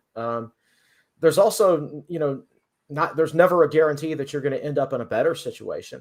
Like if you hit the portal now, like you don't know who your next coach is going to be at Virginia Tech, but if you hit the portal right now, you also don't know who your next head coach is going to be because you don't know where you're going yet. Well, that's right. Yeah. There's a lot, and I don't think this rule should exist. I'm sorry, guys are being paid now. Once you get on the real world one day, whether you're in the NFL or whether you are, no matter what you're doing, your boss can get fired any day, right? If you've got a contract, it's not you're not running off and quitting. They're not going to say, "Oh, well, you don't have to work for us anymore." No, you've signed a contract, right? If you're a contracted employee, they don't say, "Oh, you've got 30 days and you can, put your name in a portal and go find another job." Like that's not going to happen in the NFL. That's not how the real world works. You have to deal with adversity in the real world, and running away and hiding in the portal is no way to do it. And quite frankly, they don't pass any law these days or any rule these days, Rick, that is good for the fans. And fans are the most important thing in college football. Right. Administrators come and go, coaches come and go, players come and go. Honestly, do something that's for the fans because they're the ones paying for all of this. That's right. That's right. I mean, they're the ones absolutely footing the bill for this entire thing. And just if you watch your team disintegrate away, either whether it's leading up to a bowl game or whether it's the end of September because your coach got fired, I mean, that's just ridiculous. And the fans shouldn't have to deal with that. And it amazes me sometimes that fans actually take this, which shows how much we love college football. But exactly. with some of these rules that get passed, like the fans everywhere ought to organize a strike. Like nobody goes to a game in week 3 or something like that. Empty stadium. Empty stadiums across the country because we don't want this crap anymore. I have no issue at all with players being paid or compensated. I believe that they should be. But this whole thing of where your roster can walk out in week 3 because you fired your coach, that's just asinine. And this whole thing of you might not be able to field a team for a bowl game because your roster opted out, that should never be allowed to happen. And that's my whole mindset with this here. I agree 100%.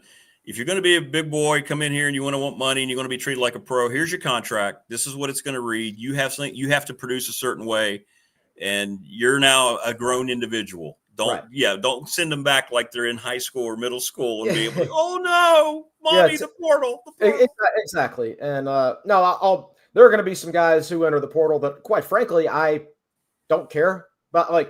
Honestly, guys who enter the portal, I will say this. Most of them will probably be guys that you don't mind losing because they're entering it because they're getting their delicate little feelings hurt, right? And you don't have room for delicate little feelings in football. This is a big boy sport, right? So from that standpoint, I don't really care. But for your average fan, you just see these guys enter the portal and you're like, oh no, what's going on? It's all over. It's like I'm pretty much like whatever. We need to rebuild from scratch anyway. Right. New coach might not even want these players, right? He's going to have his own mindset about recruiting and who they're going to bring in with the NIL. So, well, man, listen, Chris, I appreciate you jumping on, brother. It means a lot. Thank you so much. I've been wanting to get your take on here. You guys handle everything so well. There's the reason Tech Sideline is the premier site for Tech fans for the last 35 years, what Will and you have built, man. And I appreciate you jumping on. Got to get you on here more. Great stuff, brother. Thanks, Great Rick, stuff. man. Appreciate you a lot. I appreciate you, man. Have a great rest of the week, and we'll see what today brings at the presser. Yep. Sounds good. Take it easy. All right, man. Be good. There you go. Yep. Now, that's Chris Coleman, ladies and gentlemen. Appreciate him jumping on. Terrific stuff. That guy is locked into it. And I agree with what he just said there, too. Just a little thing where he thinks about this thing. It is kind of a childish mindset in college athletics, isn't it? fire your coach, but you can run to the portal. No, you signed a contract. You're making money. You stick it out. The fans, we are the ones that get ignored. We are the ones that get taken because they know we're going to come back to it every time. Every time. Thanks to Chris Coleman for joining us. David Smith going to join us, the Radford Hall of Famer, here in just a little bit. We're going to segue out of the tech talk, and we're going to talk some National Football League stuff with David. Didn't get to work with David last week because he was way too busy with his real job. Please like and subscribe to the program. We are now, let's see here, 37 away from 500, the first big magical number for subscriptions. So thank you. First of all, thank you so much. But we're getting there. We're climbing the ladder. So please tell everybody it's free. Like, subscribe. And we're gaining subscribers every week, and we're getting closer and closer and closer. Let's hit that 500. We'll have some kind of massive celebration. And those of you who keep asking me on our professional or text line, still waiting, have not gotten the T-shirt mock-up. I don't know where that stands right now. So I'll let you know when that happens. Okay? Yeah. Coming up at 8 o'clock will be Mike Burnop. His appearance, of course, brought to you by Louise Baker. And we'll get further insight into things that have happened and what might be happening going forward in Blacksburg. Joining us now on the program, and I have missed him tremendously. I mean, I can't go a week without working with David Smith. And there he is, our NFL correspondent back. Glad to see he's not as busy. Good morning, brother. How are you? My man, good morning to you. I hope you can hear me okay this morning. Everything good over there? Yeah, well, we're just going with the flow. Going with the flow. You've had yourself a flow for about 3 days, haven't you? My gosh. Good grief. A lot going on. And, I want to follow up something Chris just said because, you follow the NFL as closely as anybody that I know. And these players that are coming in, nobody's sitting there and nobody's questioning the way things have gone. We know it's going to go like this and players being played and the money that they can bring in. But if you're going to treat it like a professional sport, which is what it is, this whole thing about letting them run to the portal that Chris just pointed out, I agree with 100%. That option should not be there. You should have to teach somebody responsibility for the money that you're making, and now you can just run in and try to salvage what you can. It seems like, once again, college sports, the leadership thereof, always a step or two behind what reality is. Well, it sounds like everybody wants it both ways. It's like everyone loves all the revenue opportunities that exist without having to deal with the grown-up part of it. And I don't, here's the funny part, though. You don't really have much issue with the players getting the money because, like most of any of us, if you're going to offer that opportunity to us to play, we'll take full advantage of it. Right. My concern with it, Rick, is there's no guardrails on any of it. And so the fact that, the NFL, all pro leagues have guardrails, they have contracts, you just can't leave when you want to leave kind of opportunities, that kind of thing. So it allows the players to just have the get up and go aspect of it. And coaches have the hardest time in the world to try to manage any of this. And to me, that's where I see the struggle right now. And to me, until they get something like that rectified, you're just going to have folks coming and going and leaving. I look at the quarterback from Tennessee. I couldn't help but think about him on Saturday when Tennessee had that great environment against Georgia. I can't remember his name. I can't pronounce it if I could remember. He goes to UCLA. He goes and chases the bag. Heupel sent his butt right out of Tennessee. Get up out of here. We're not having it. He goes to UCLA chasing the bag, and God bless him. He's in UCLA getting all that money. Well, how's it worked out for them? They're 0-3 and their coach gets fired. Meanwhile, Tennessee, Georgia's, the environment alone of that game would have been well worth whatever difference in money he would have potentially gotten. Yeah. And so while he has every right to do that, I just think sometimes there has to be some kind of ability for coaches somewhere along the way to build rosters, to be able to have some level of continuity. And most importantly, the fans, who can we attach to that we can say, you know what, the season's ending, but boy, it's sure going to be nice to know we've got X, Y, Z back next year. So somewhere along the way, I keep hearing that it's coming, that it's coming, that it's coming. It better hurry up and come because it's while we're still going to go to games because the game itself is why we watch. I know. The pageantry, the sport itself is why we watch. after so many years of doing this and wondering about it, though, once the games start to not go well, then it'll be a lot easier for a mass exodus. And my concern about it is that until we get that figured out, you got those things as concerns. So it's just 100%. different now, Rick. We just got to figure out how we can make it better, because the sport is a sport, but all the off-season stuff is just not a lot of fun for anybody. No, it's not. It's not. Well, we are through the off season. We're now heading into week 3 after last night's, again, just insanity that they have a game starting at 10:30 on a Monday night. But, hey, that's the NFL. It ended last night, and let's go through the week, man. I missed you last week talking about it. I was just sitting here talking about the NFL by myself in a vacuum, so it's good to have you back.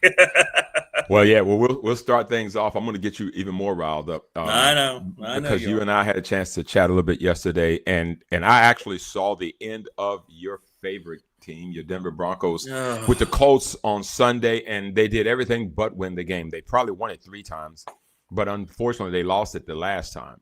And so, you and I can ponder over these calls, and of course, they lose the game 29-28, and Bo Nix did a fantastic job. You get 28 points on the road. Now, buried in all this is the fact that Daniel Jones has found himself a home. He looked like a Hall of Famer. Yeah. And again, the reason why I give him a lot more credit this week than last is because last week he did it against my putrid guys, the Dolphins. And so I wasn't going to give him a lot of credit for that, putting up 33 against Miami and we only getting 8. Like we hadn't even showed up to play the sport before, like there was no training camp. But your defense is one that's so credible in the fact that they ended up with 29 points. Probably should have been 26, as it turned out. But Jonathan Taylor's a great running back. There's no disputing that. They gave it to him 28 times. He busted one big one. That was the biggest chunk of his 168. I thought otherwise y'all did a fine job on him. But the point of the matter is that's not going to bury the lead here. Until the officials understand, and the whole dynamic of it is that if you got replay, you got a million cameras, a play that's a walk-off, it had better be clear, just like with any scoring play or any 100%. turnover, Rick. Yeah. You better be sure on that one. And so maybe at the expense of you taking a loss, maybe one of those things that will come into play is any walk-off play that there's a penalty on or potential one, it should be an automatic review. I think that would be fair, because when it's that kind of call having that much impact, you got to put it in there. And so I felt for you on that one, brother. That one's a tough one right there. But here's the deal, Rick. You guys are in a tough division right now. Here comes those Chargers. And then when you say you and I aren't surprised, though. They're going to win that division. They're going to win that division. Well, you know what? We talked about earlier in the year, we talked about the Chiefs. Not that they aren't still really, really good. For me, it really, really was all about one thing. In the history of the NFL, there have been very few teams that can sustain 3 years in a row, 4 years in a row, 5. It's just hard to do. The sport itself is undefeated. It just, you can't keep going to 15, now 20 games into 6 months and come right back and do it. You only have so many shots at it. And I think the Chiefs, while I'm not writing them off, because their 2 losses have still been winnable games, it's pretty apparent that they've got to have everything go right. And here's what the Chiefs apologists will say, and I'll agree with them. If Kelsey catches the ball, right, that's a different game. And they have no threat at all on offense. No one's afraid of running game. Rick can't run. If Mahomes is your leading rusher, and he is, then you've got problems. And you don't have Worthy. And you don't have Rashid Rice. They can't run the football. And so the Eagles are doing – and here's the thing with the Eagles too, and I'm bouncing around on some of this a little bit, but here's the funny part about the Eagles. They will just win games and go home. They will be physical. They didn't pile up a lot of yards either. I think Jalen Hurts threw for 108. Saquon didn't get 100 yards. But you know what they got? They got the W. They're packing up. They're heading back home. And that's Jalen Hurts for you. If you need 100 yards, I'll give you 100 yards. And then of course the whole controversial part about the tush push. So that's one of those where if you like the play, then you're happy with it. But they're now starting to see kinks in that thing. They move every time. They move every time. Their procedure every time. In the league, there's no flag, and yet they call leverage on my guys trying to move around on a 60-yard field goal. There you go. That wasn't going to impact the play at all anyway. And so I think now, though, that the light has been shined on that tush push a little bit. So now they're going to either have to clean it up and see how effective it is. But But at the end of the day, though, when you start thinking about the Chiefs and you start thinking about your division back to the AFC West, I think every week in your division is going to be constant pressure on everybody to continue to play well. But the Chargers with 2 wins and 2 division wins right out the gate sets them up for pretty good success right now. Well, the NFL and its infinite insanity does 2 things that's stupid. One, last night playing that game at 10:30 just for one market. They're trying to appease the LA market. That's the only market staying up and watching that. And secondly, it's these Thursday night games. And I know you want to talk about the Packers here. And it's such a – I don't know the record. I'm going to look it up. But the NFL obviously is just worried about, exposure and money. Not about the players. Don't ever make any argument to me about the players' welfare ever again. You don't care about their health. You don't care about their health. The only time you care about their health is when there's a lawsuit and when you know you're going to get in some trouble, potentially. They create these Thursday night games. The Packers are really good. They beat the Commanders, and they were the better team. But it's such an unfair week for the visiting team in those games. You may get one day to prepare. You're on the airplane the day before. You have to get acclimated. Meanwhile, the home team, hey, it's a short week, but we're at home. The league is so twisted in how it views certain things just to have their product on as many nights as possible. That being said, the Packers are playing very well. Jordan Love, another guy I've liked for a while, starting to finally get it. Full throttle. They have a running game. They added Micah Parsons. He hasn't even had a great impact yet. Just wait till he starts getting up to par on that scheme and so forth. That is a team that is going to be very formidable. And I give all the credit to Matt LaFleur. He is a very underrated, I think, head coach. You know it. He's an offensive guru. He handles things very well. The temperature of that sideline. Packers are building something pretty special this year. They're going to unseat the Lions in that division. And they've looked to me through 2 weeks, they've looked like the best football team in the NFL. It sounds like you're cheating off of my paper as we get to the hot 4. But here's the front. Here's my comment on Thursday Night Football. Everything you said is yes, yes, yes. Here's why I love it, because I get to watch more football. And exactly. Yes. Me too. Now for me, so we talk about doing our show on Tuesday and doing the podcast tonight for Sports and More, guys. Make sure you like and subscribe to that. Yep. The interesting part about it to me, though, is if you're going to have a Thursday night game, if you're Washington and Green Bay, you're so glad to have that done now.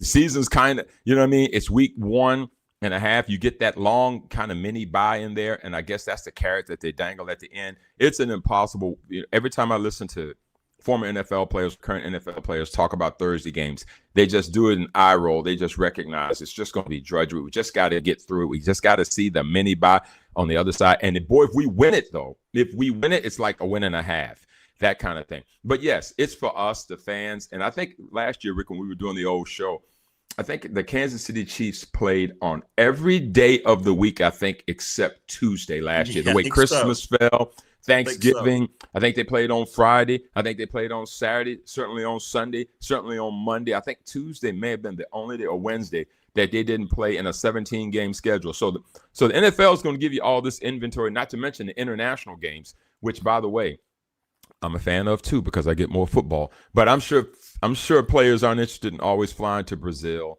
or flying to Berlin or playing or what. But at the same time, it's one of those slippery slopes. But at least it's Sunday. At least those games are on Sunday. That's from right. a recovery standpoint, more so than the Thursday games, which have always been tricky for teams, particularly a road team that's having to get on a plane, a short week, rehab and recover in the whole bit. But to your point about the Packers, there is no denying one thing, that right now they're the class of the league. Now, it's early, and they've had 2 home games. That's right. And they've had 2 home games, but the bludgeoning of Detroit, which then came right back and put up a 50-piece on Chicago, which may say more about Chicago than Green Bay, you still got to take care of it, though, Rick, because look at this. Here's the Chiefs, who's had a home game and already has a loss. And so every time you can stack up wins, you do it. Green Bay, though, defensively, I probably slept on the fact that they were already that good defensively. You know what I mean? And gave up Kenny Clark and haven't missed the beat up front. So no, in fact, they've gotten a lot better. And for those who want to qualify Michael Parsons' value by the amount of sacks he gets, you aren't watching the game. No. Because, Rick, he is changing everything, even more so than I thought. I knew he was incredible. I knew he was a freak athlete. But when he played Penei Sewell that week 1, and he hadn't practiced. He had hardly been with the team. And Penei Sewell's an all-pro. He's going to be a Hall of Famer.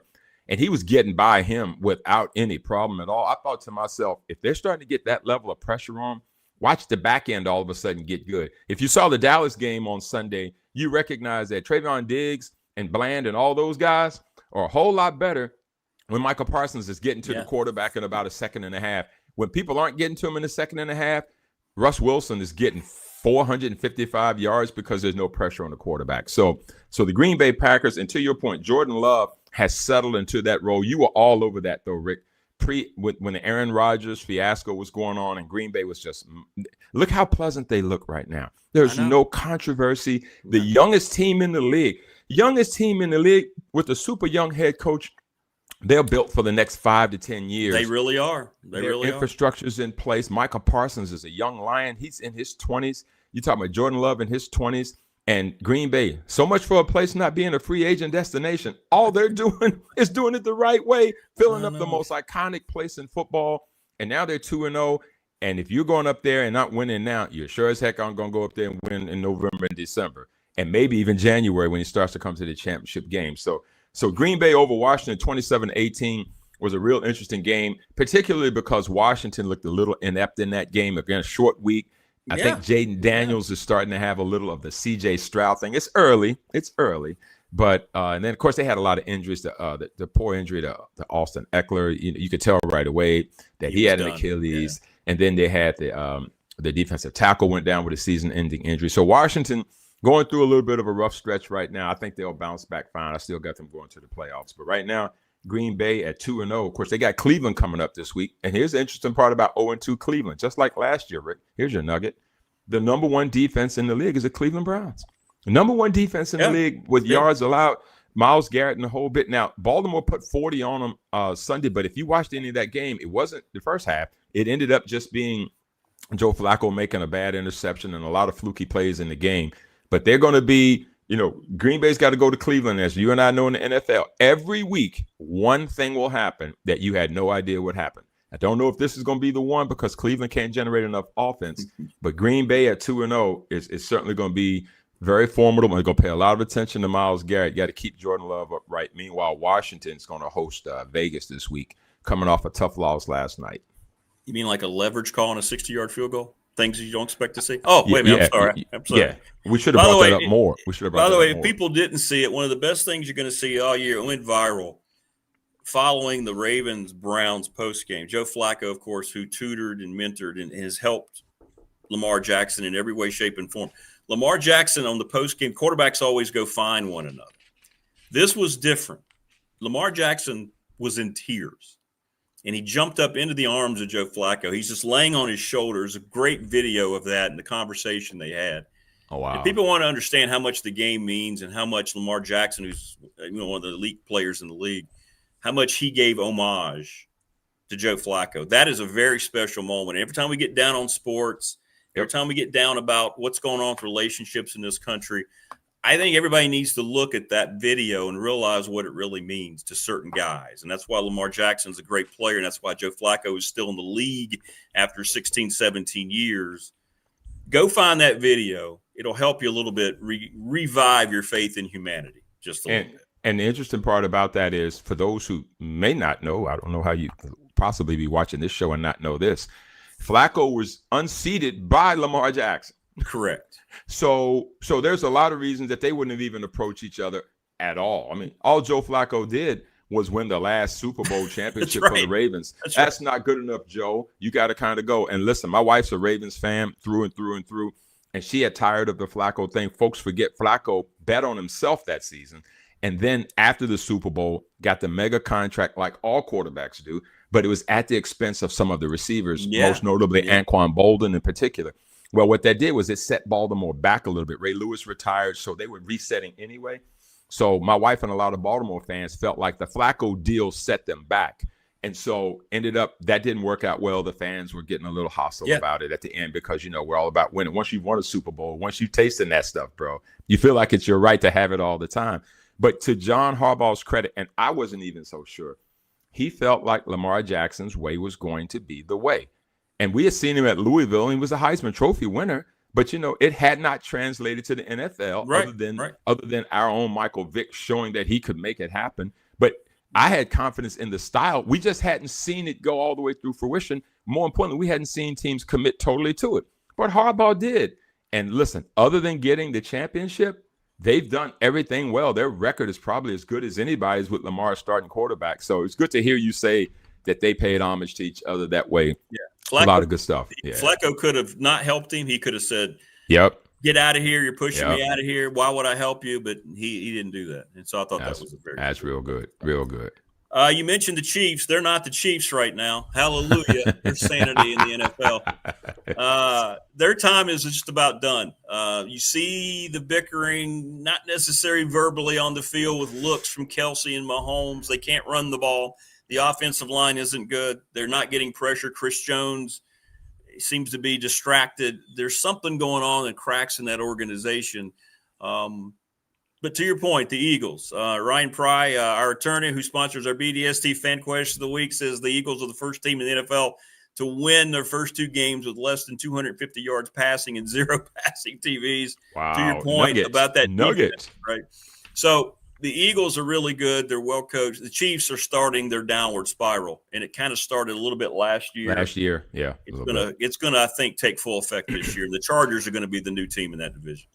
The thing to me with the Chiefs, though, and why I'm cautiously skeptical that they're done yet, is I want to see them when they get Rashee Rice and Xavier Worthy. Right now, it's pretty clear Mahomes has no help at all. Now, when I say no help, his line, I think he had Simmons was in and out of the lineup, his left tackle on Sunday. So you can't play the Eagles and not be – it takes everything to beat them anyway. The fact that he had no receivers of any consequence at all, no disrespect to those guys trying their best. And you're playing the Eagles with arguably the most depth in defense in the league. They're the defending champs, and they're smelling blood. And yet, Rick, it was a 1-score game. And Mahomes having to run for his life. Now, they've got to fix the running game. Pacheco doesn't look the same since he hurt his leg last year. He just doesn't. Kareem Hunt, how many times has he been? He was there. He's Cleveland. He's back. Yeah. They're relying on him. I will tell you, I have confidence in Andy Reid and Mahomes. Kelsey's going to come and go. It's just what he is. He's an older player. He can try all he wants, Rick. It's just going to come and go. He can do all he wants to do. There's going to be flashes in the pan. And then there's going to not be that. Chris Jones, his reaction at the end of that game, and he'll be the first to admit he got in his own head. Who of us haven't lost a game to somebody we know we should have beat?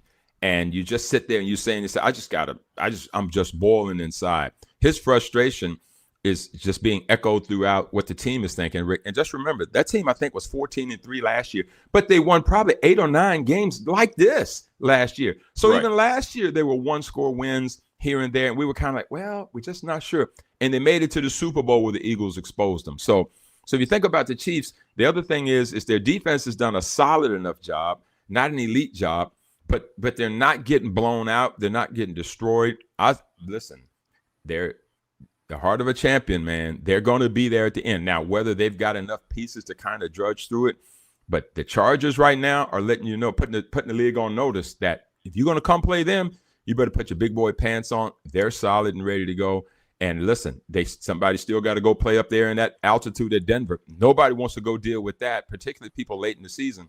I just think that division is really hard. And don't forget, the Chiefs, in and of itself, when you're the 1 seed and you're the AFC champs, you also going to have a 1 seed schedule. So they're not going to have a lot of breaks coming down the pike either. So they're going to play a lot of ones throughout the rest of the year. And of course, a lot of primetime games as well. I feel like it's fair to say that it has a shelf life, Rick. I'm not so sure I'm going to write them off totally yet. But even though when you think about Kansas City, I still feel like if they can get Worthy back and Rashee Rice back, it's a 17-game season. I think he'll be back, after a 6-game suspension. Let us see at the end of October where they are. We'll know more when we do this on a week-by-week basis if they're slipping down the pike, if they're already too far down by the time they get those players back. One more game to look at. The Steelers got a big road win, of course. Aaron Rodgers, revenge when he went to New York. The Jets look really bad, unfortunately. Steelers came home at the building formerly known as Heinz Field. and got really throttled by the Seahawks. The defense was terrible in the second half. Aaron Rodgers didn't look good. Some cracks there in Pittsburgh. I mean, like you said, giving up home games, especially coming off momentum after a big road win, is not good. The defense being the problem there It's a terrible. little bit. It's terrible. That Yeah. I mean, you got Cam Hayward and you got Watt, and you're thinking to yourself, and you got Jalen Ramsey. You just got him from Miami instead of Mika Fitzpatrick. And now there were some fluky plays in the game. The young rookie who didn't handle the kickoff, he just let the kickoff bounce in the end zone. That's a layup. So you take that, and then Aaron Rodgers. How does that happen? And it's Rick. I mean, for as long as we've watched the sport, it just goes to show you, man, that in some moments people have. I can't describe how you can practice as much football as you practice in the NFL. There's no time restrictions. How you can understand how you've gotten to that level and not understood that a kickoff is a live football. If it's a live football until you not make it a live football. And he just as casually as you want to, he just walked off. You could see his other guys were running toward him. He's kind of like, what are y'all running to the ball for? And he's thinking, did I do something wrong? Well, there's 7 points there. And then Aaron Rodgers throws inexplicable interception in the end zone. So there's 7 or 3 they didn't get. And then the 7 they gave up. So 31-17 could have been a lot more like 21-20 or something to that effect had they at very least got a field goal there. Having said all that, though, Sam Darnold threw for 295. That's not good. Sam Darnold is settled in, and you think Minnesota's feeling pretty good about their pick with McCaffrey right now? I think they overhyped the fact. We didn't even put that on the rundown, Rick. But Minnesota right now had Darnold right there, and you could have kept him. It was 14-3 last year. I know. Now, he probably wanted more money than they wanted to pay, so they were looking economically at it, and they probably, Sam, this might have been a one-year thing. Well, and again, it's early, but McCaffrey's now out 2 to 4 weeks. Their offense on Sunday night did not look great against Atlanta, who is hunting right now. Their defense looks really good. Meanwhile, he goes out to Seattle, goes 22 of 33 for 295. He did throw 2 picks. Aaron Rodgers for 203 yards on 18 of 33, but he threw 2 interceptions. Aaron Rodgers has to go 3 months before he throws 2 interceptions. And so fluky things are happening in Pittsburgh, but you and I are fans of that coach. We feel like he will get it fixed. The problem is, though, Rick, just like anything, is it fixable? He can fix a lot of things. Is it fixable? And that was a home game. That's the home opener on a beautiful day. No issues at all. And Seattle put up 31 points, however you want to describe it. More importantly, Aaron Rodgers did not lead Pittsburgh to but 17. I think they felt like they were going to get more out of that, don't you? Well, Bill Parcells used to say the worst losses you can have as an East Coast team is those 1 o'clock games when a team's playing out of their time zone. Absolutely, and they come and beat you up. And I've always kept that in my mind. That's a great point. They have a real disadvantage. Yep. And because if I come out here at home and I'm getting beaten by a team from the West Coast, then I don't have my team ready to play. And there's, so that kind of doubles down on it for me, just remembering that. And it was a bad performance all the way. Yeah, that wasn't good. That wasn't good at all. Well, Pittsburgh is not going to get any easier. Cincinnati's 2-0, and Baltimore should be 2-0. And Cleveland's just trying to figure out the quarterback thing with the number 1 defense. So you've got all that going on. You still got 6 division games to go, and cold weather abounds. All right, let's get to the hot 4 here as we wrap it up, and we have to still do our picks. So how's it looking? Well, Rick, for the hot 4 this week, man, number 4 this week, I got the Chargers, man. The Chargers with the late win last night, they're 2-0. They beat Kansas City in Brazil. They won last night against the Raiders, 20-9. I got the Buffalo Bills at number 3. They're 2-0. Again, we weren't on last week, so we didn't get a chance to talk about that incredible comeback against Baltimore. Baltimore, once again, another early season doggone it game that you hope don't cost them seeding and home field down the stretch. So they win that game 41-40 against Baltimore, being down 15 in the fourth quarter. And, of course, they destroyed the Jets on Sunday. I've got them at number 3. I got the Eagles at 2. They're 2-0. They're handling their business. They beat Dallas on banner night. Always good for those teams to get that game out the way because there's so much emotion in it. It's a Thursday game. At least it's the first game, so they get that out the way. Of course, they beat the Chiefs. And I got the Packers at 2-0. They've done what they were supposed to do pretty convincingly. They just beat 2 playoff teams pretty convincingly, both home wins. They're about to go on the road for 2 games. They got to go to Cleveland. And then, of course, they go to Dallas. Michael Parsons returns home Sunday night, the 28th on NBC. They're the number 1 team right now. They've played the best so far based on the fact that they are 2-0 and have done it pretty convincingly. All right, so let's look at our picks. We did not have any last week, but how did we do the first week heading into week now 3 of our picks? You are the leader, our fearless host. You are 3-2, and I'm 2-3. Hey. The tiebreaker there was you took the Chargers and I took the Chiefs. And so other than that, we had a couple that were the same. We both lost the Ravens game. That incredible Bills comeback would have been different. So this week, Rick, we're going to start things off. Chargers at the Eagles. That's a 1:00 game on Fox this week. Who do you like, sir? Oh, Chargers, I'm going to go with my guys. I think the Chargers are going to go in there and clip the wings of the Eagles. I think they're going to outscore them. How about that? Oh, wow. Calling my shot for Jim Harbaugh. Shoot your Speaking shot, of boy. West Coast teams going to the East Coast. The fact that you're picking a AFC West team, I got to check this thing out. I'm going to take the Eagles. They're at home. It'll be interesting to see. I tell you what, the first team to 20 may win that game. It's going to be super physical. That's going to be a real good one to see. The Texans' tough loss last night, man. Ooh. The Bucs came back late in that game. They've got the Jags, who also had a tough loss on Sunday. That's a 1:00 game on CBS. Who do you like, Texans or Jags? I mean, C.J. Stroud, I hate to say it, he looks like he's losing it. He struggled last year. He's off to a horrible start. I don't know what's going on there. Trevor Lawrence waving off his new head coach. 2 games in. I'm going to have more. I'm going to have faith with Houston at home to win. I got the Jags. Winning that game. They're going to have to figure out what Travis Hunter is going to be. May have to put him on one side or the other because right now he's just a guy. He's not the guy yet. He's not. He's just a guy, right? He's just a guy. We got the Cardinals and the Niners. We got that game. How about both 2-0? 3 out of the 4 teams in that division are 2-0. Cardinals at Niners, another 2-0 team versus 2-0 team. 4:25 game on Fox. Who do you like, Cardinals or Niners? Well, no Brock Purdy, but I'm going to go with the Niners at home. Cardinals always play San Francisco tough, but I like San Francisco at home. I do too. I'm going to take the Niners as well. I kind of root for them. I picked them to win the division this year. We got the Chiefs at the Giants. I would have never put this game on our pick'em other than the fact that the 0-2 Chiefs are going to play the 0-2 Giants. But the Giants have shown some life offensively, and that's going to be a home game. That's a Sunday night game, by the way, on NBC.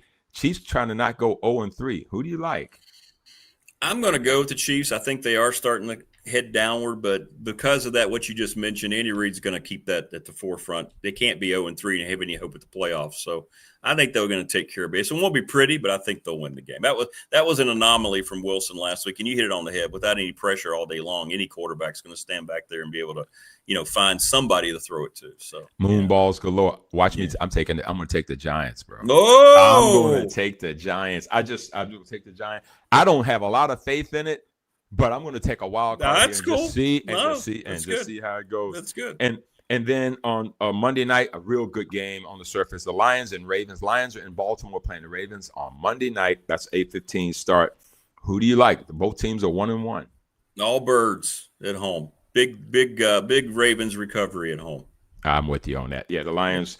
Listen, I think it's going to be a good game. I think it's going to be a close game. I like the Ravens at home as well. So those are our 5 picks for the week, brother, as we wrap up and head into week number 3, wrapping up week number 2. And you and I will have the Sports and More podcast coming up, and we'll be debuting that later tonight, actually. So can't wait, brother. Looking forward to it. There you go. All right, great to have you. I missed you last week. Don't leave me again.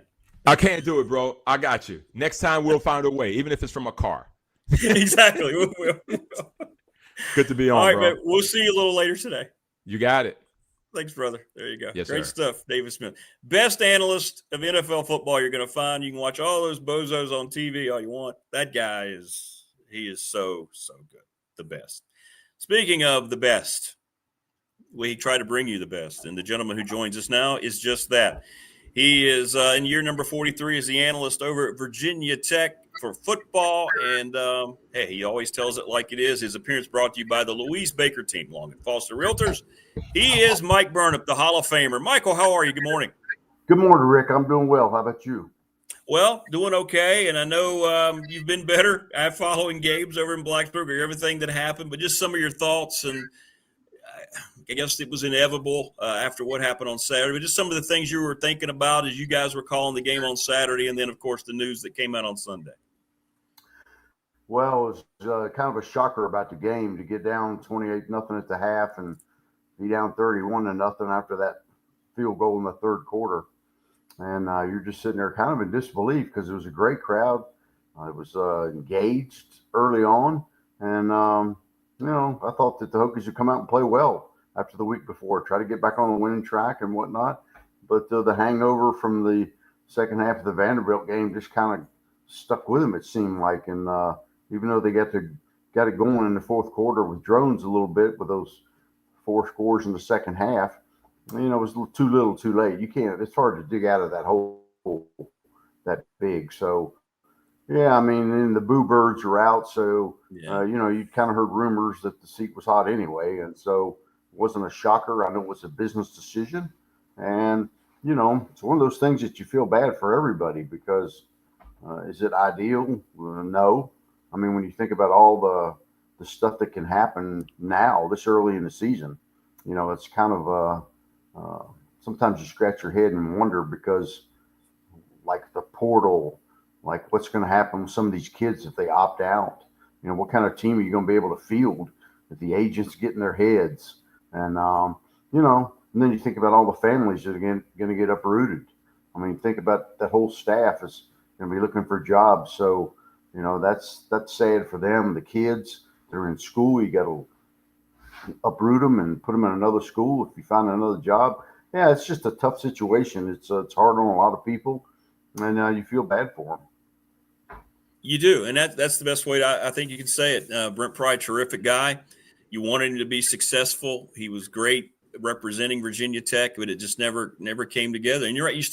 We still have 9 games, and you have to try to manage through that, knowing all those things in the back of your head, Mike, as you're sitting as a staff and as players, right? You still have the whole ACC schedule to go, right?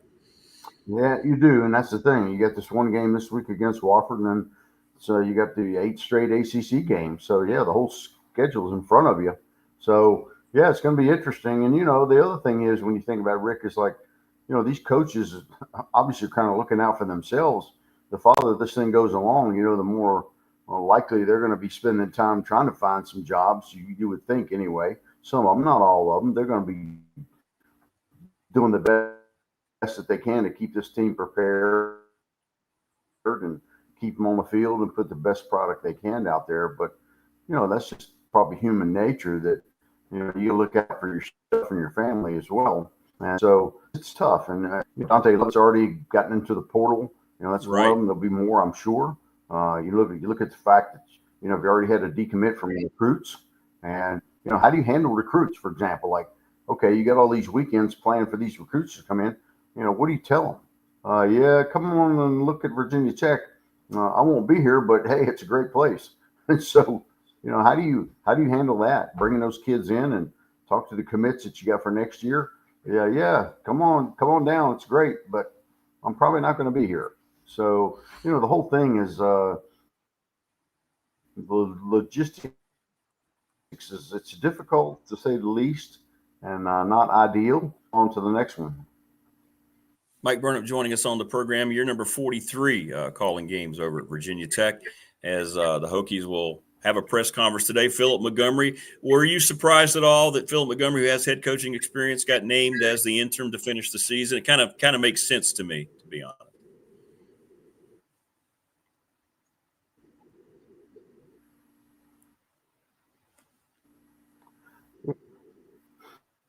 Yeah, it did. I mean, I thought that there were 2 options. Obviously, J.C. Price had been in that situation before the game and beat UVA. So I thought he was an option, being that he knows these players probably a whole lot better than maybe Philip Montgomery did, just because of the longevity and the way he's been around here for so long.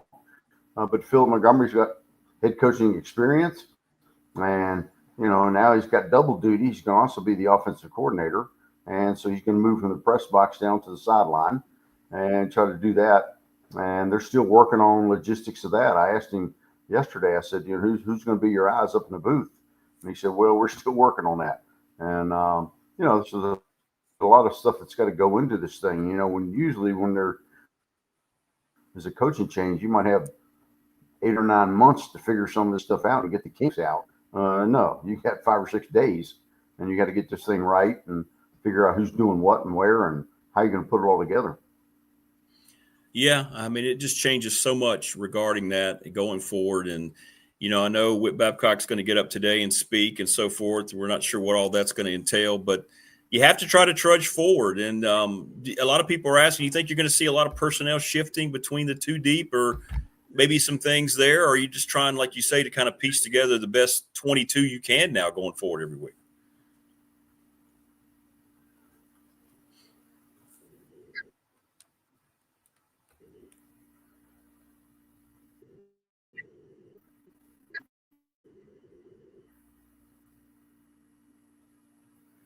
Rick, we must have a bad connection because I didn't catch any of that question you just asked. And now you're I frozen. just saw that. Yeah. You were frozen there for a second too. How are you? How am I right now? Is it better right now? Now it's okay. Yeah. I just reconnected a little bit there. Yeah, that's good. Okay. What's cool about that? You can kind of do it in like 5 or 10 seconds. So. You still got that clothesline and the aluminum foil? Yeah, I'm not sure what's going on with it this morning. Everything was fine until just now. So I was freezing up there for just a little bit. But doesn't surprise me. They have wires up and down. Like if you go, you probably seen it. They're putting in like fiber optics everywhere, but they're leaving like wiring out of the ground everywhere. So I don't know if they have it all put back together or not. I don't know. Who knows? But you mentioned that could be part of the problem. Yeah. Well, you mentioned like just trying to have your roster. You don't know what it might look like. Are there certain guys you think now will get different looks with Philip Montgomery? Or is like you said, he's just going to have his hands full trying to also take care of the offense, but look at the bigger picture of the roster every week?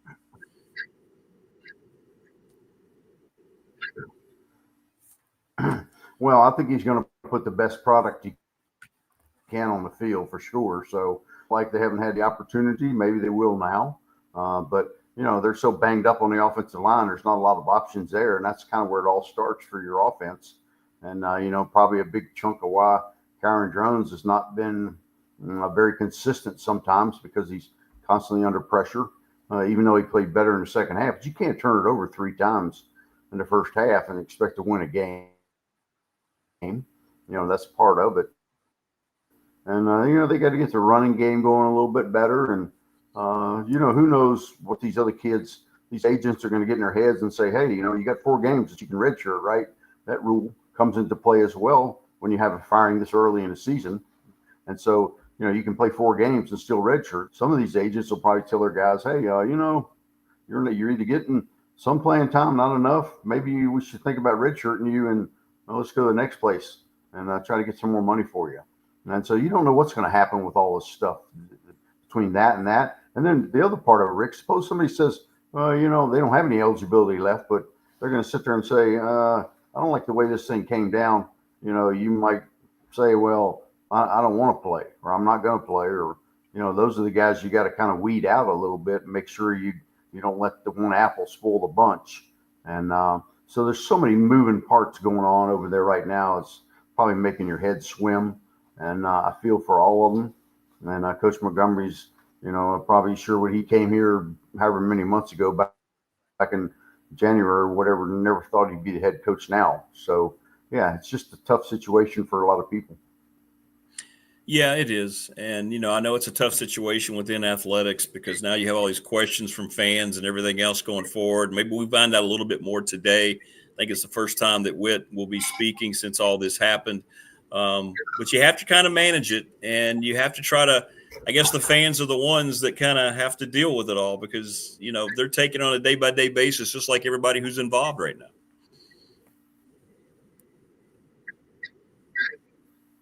Yeah, and I think as will respond, the Hokie Nation's always been great, and I think that, they'll show up Saturday. It's a noon game. I think that they'll show up and support Montgomery and the players just like they always have and try to get this train back on the track a little bit. And obviously the ACC schedule comes up after that, and you got a road game against NC State, which, they just announced the time yesterday at night, which, kind of baffled me a little bit. It's a night game. But one of those things that there's a lot in front of you. And, hopefully the leadership, the captains on this team will do their job and try to keep the rest of those guys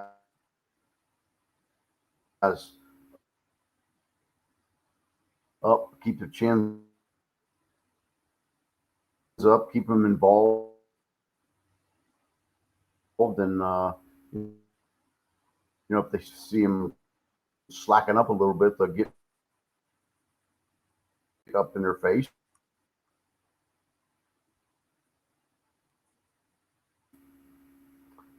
Hello, Frozen Rick.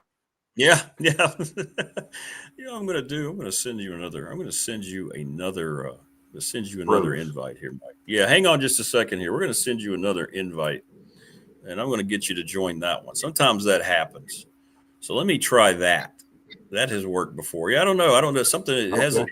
Yeah, let me send you another invite, Mike. I'm going to send you another invite, and let's try that one. Sometimes that happens, Sometimes that happens. So we're going to see if Mike can come on with that one. I sent Mike a different invite. Sometimes it's just a bad connection on those links. That's what I've been reading. We do want to tell you that Mike Burnup's appearance is brought to you by Louise Baker Team Long and Foster Realtors, as they are the best in the business. 540-320-0382, nrvhomes.com. So we'll see if that new link works a little bit. So that one didn't sound fresh from the get-go. So we'll see if Mike can reconnect with that one here as we try to finish up his segment. Very important day today, obviously, with everything going on with Virginia Tech and their press conference. All right, let's see how the new link works. Sometimes it's just an empty link. I've been reading up on this stuff, so maybe that helps now. So you don't have that aluminum foil still on the old coat hanger? Exactly. Well, we were fine up until I think sometimes those links, I don't know. It's just, that's the way it works. That's the way it works. But so technology. How it looks. Yeah, exactly. So how it looks going forward, Wofford's obviously an opponent that, it is what it is, but you want to see how it looks. What kind of things are you hoping to see on Saturday, given, all the mess and everything that's going to, have to get kind of settled going into preparation for Wofford? That's going to be the first day game, right? First game at noon, at least. That South Carolina game was at 3:00, but hopefully they can get up and get after it and bring the fight a little bit and show some enthusiasm, some pride. Try to get after them early on and show that they're ready to stay in this thing for the long run. I mean, I hope that that's what the case will be, that they'll show some fight and get out there and get after Wofford and kind of set the tone for the rest of the season, because the rest of the way is all ACC. So hopefully that'll be the case. And I think Monty will get them going. And, it's just going to be a little bit different there. The defense has got to obviously get going too. I mean, they have really struggled. Yeah. Whether it be they're trying to do too much or guys are out of position or whatever the reason is. I mean, they got to work on that a little bit too, because Old Dominion just kind of picked them apart. Their quarterback is good. We faced 3 really good quarterbacks, especially the last 2. And, they've kind of kept that defense on their heels. Has it surprised you? It surprised me how the defense, they took so many strides in that game against South Carolina, but they, like you said, they've kind of gone back now, haven't they, the last 2 games? Yeah, it just seems like it, and I don't know why. I mean, it seems like sometimes they'll come out and they'll be great for a couple series, and then they'll just kind of like give up a big play, and then it kind of snowballs a little bit. But Old Dominion came up after the Hokies got those 2 scores. You get a guy wide open down the sidelines, and stuff like that happens, and it's just crazy. It's how the big plays that they had. But give the quarterback a lot of credit. He played well against Indiana. They ran the ball well. They were well balanced, throwing and passing. And so you got to give them a lot of credit. They made the plays and got the job done. The running game as well has struggled. Maybe we saw a little bit of a breakthrough. Dorian seemed like he was running the ball pretty well. Offensive line's been beat up. They haven't been consistent. So maybe some of those guys start getting healthy again. We'll see an improvement up front going forward. Yeah, I mean, at one time you had 3 freshmen out there the other day, and that's just not ideal, obviously. And so, yeah, hopefully they can get healthy during the course of this week and try to get some of those guys that have been banged up, get them back in there a little bit, because that's the one area they didn't have much depth, and you worried about it. And so, they got to start playing a little bit. But it was good to see Terrion Stewart out there. I thought he ran the ball well. He can break some tackles. Hawkins is still a pretty good runner as well. But I think moving forward, Terrion will probably get a few more carries. He's one stout, put together dude now. He can break some tackles and make you miss. Catches the ball pretty well out of the backfield too. So, they got some options there. Prelo got a few carries the other day. So, the running game needs to be better for sure to take some of that pressure off Kyron. But Kyron's got to play better too. I mean, some of those things were inexplicable in the first half, like, sliding before the first down markers. Yeah. Those things like that. I'm not sure, what was going on with that there. I mean, that was a little disappointing that it happened, not only once, but more than once. And so, I'm not sure what he's looking at or what he's thinking there. But those things you got to get better as well. And of course, not to mention the fact you got to hang on the football. You can't have 3 turnovers. Yeah, and what to make about Kyron in the quarterback situation? I had a lot of people want me to ask you questions about it. People say, hey, other players, Pop Watson, I know they don't feel great about what's behind, but what about Kyron Drones and where he is now? Because you're right, the decision-making is what really stands out to me. I know the line's not been great and so forth, but at this point you would think better decisions would be being made. Yeah, and then, you see sometimes where he is really good. And sometimes that he's struggling a little bit. So, you'd love to get that consistent Kyron Drones out there time and time again, and just hasn't panned out that way, it seems like. So, I know, there's a good drop off between he and Pop Watson and Garrett Rangel. But, moving forward, if Kyron continues to struggle, you may see them make the switch. I don't know. Just maybe settle him down on the sideline, give Pop a series or give Garrett a series. You never know. But I'm sure they're thinking and looking at all things. All options are open. Every player is starting from scratch, so to speak. And, they'll try to put the best product, the best 11 guys on the field that they can. Well, they will. And at least the crowd will be picked up this week because it's family weekend. I think the core as well going to be honored. So that'll be kind of special on Saturday with everything else going on. It'll be nice to be able to focus on that. Yeah, White Effect and Military Day, I guess, is a Military Appreciation Day, maybe. But yeah, there's a lot going on for this game, and high noon is going to be nice to have a day game for a change for all these people that have been tailgating late at night and whatnot. So you still got the day in front of you, but I think that they'll come out and show their support for Coach Monty, and this team, these players, because they're good kids. It's just one of those things that it's a business decision, had to be made. You don't like it, you feel bad for them. But that's just the way business is, and that's the way life is. Life is never easy, as you know, and that's one of those things that happens. Mike, I'm going to ask you because everybody's asked me all week. Make sure you ask Mike. Bruce Arians, you know him. You're one of his best friends. You guys are as tight as anybody.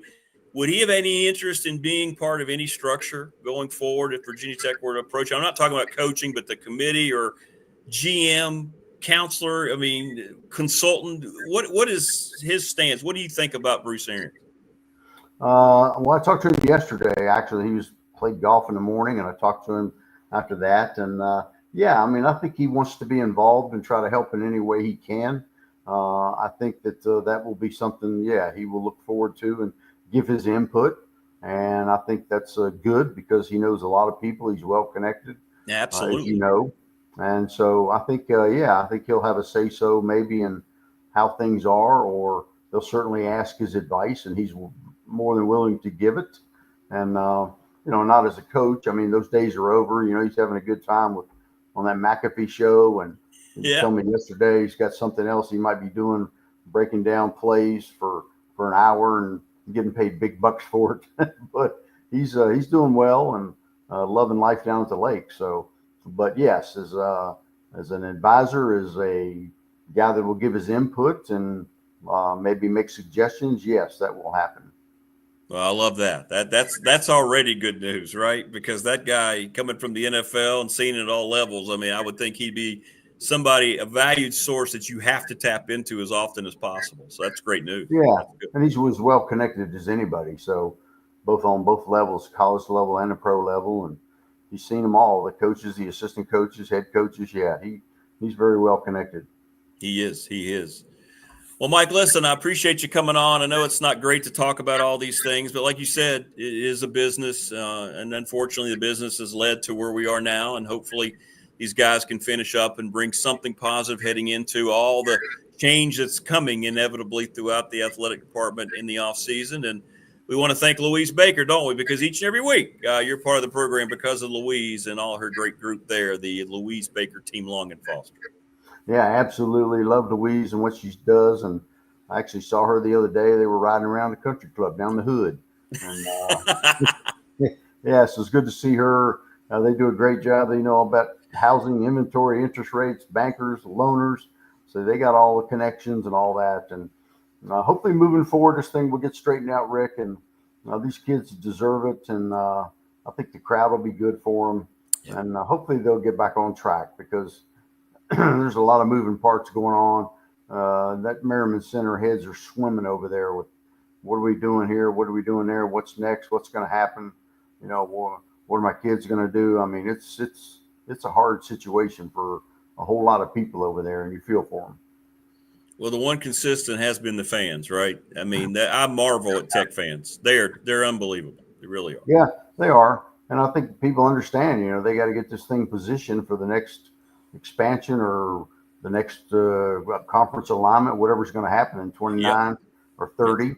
And they got to give Virginia Tech part of that group because if you get left out, you're going to be wishing you didn't. That's for sure. Yeah. And, you know, just hopefully they can keep some of these recruits together and keep some of these players playing and not opting out, not going to go to the portal. But, you know, it's inevitable that whoever they hire permanently is going to probably bring in a whole new group. So next year's team is probably going to look a whole lot different.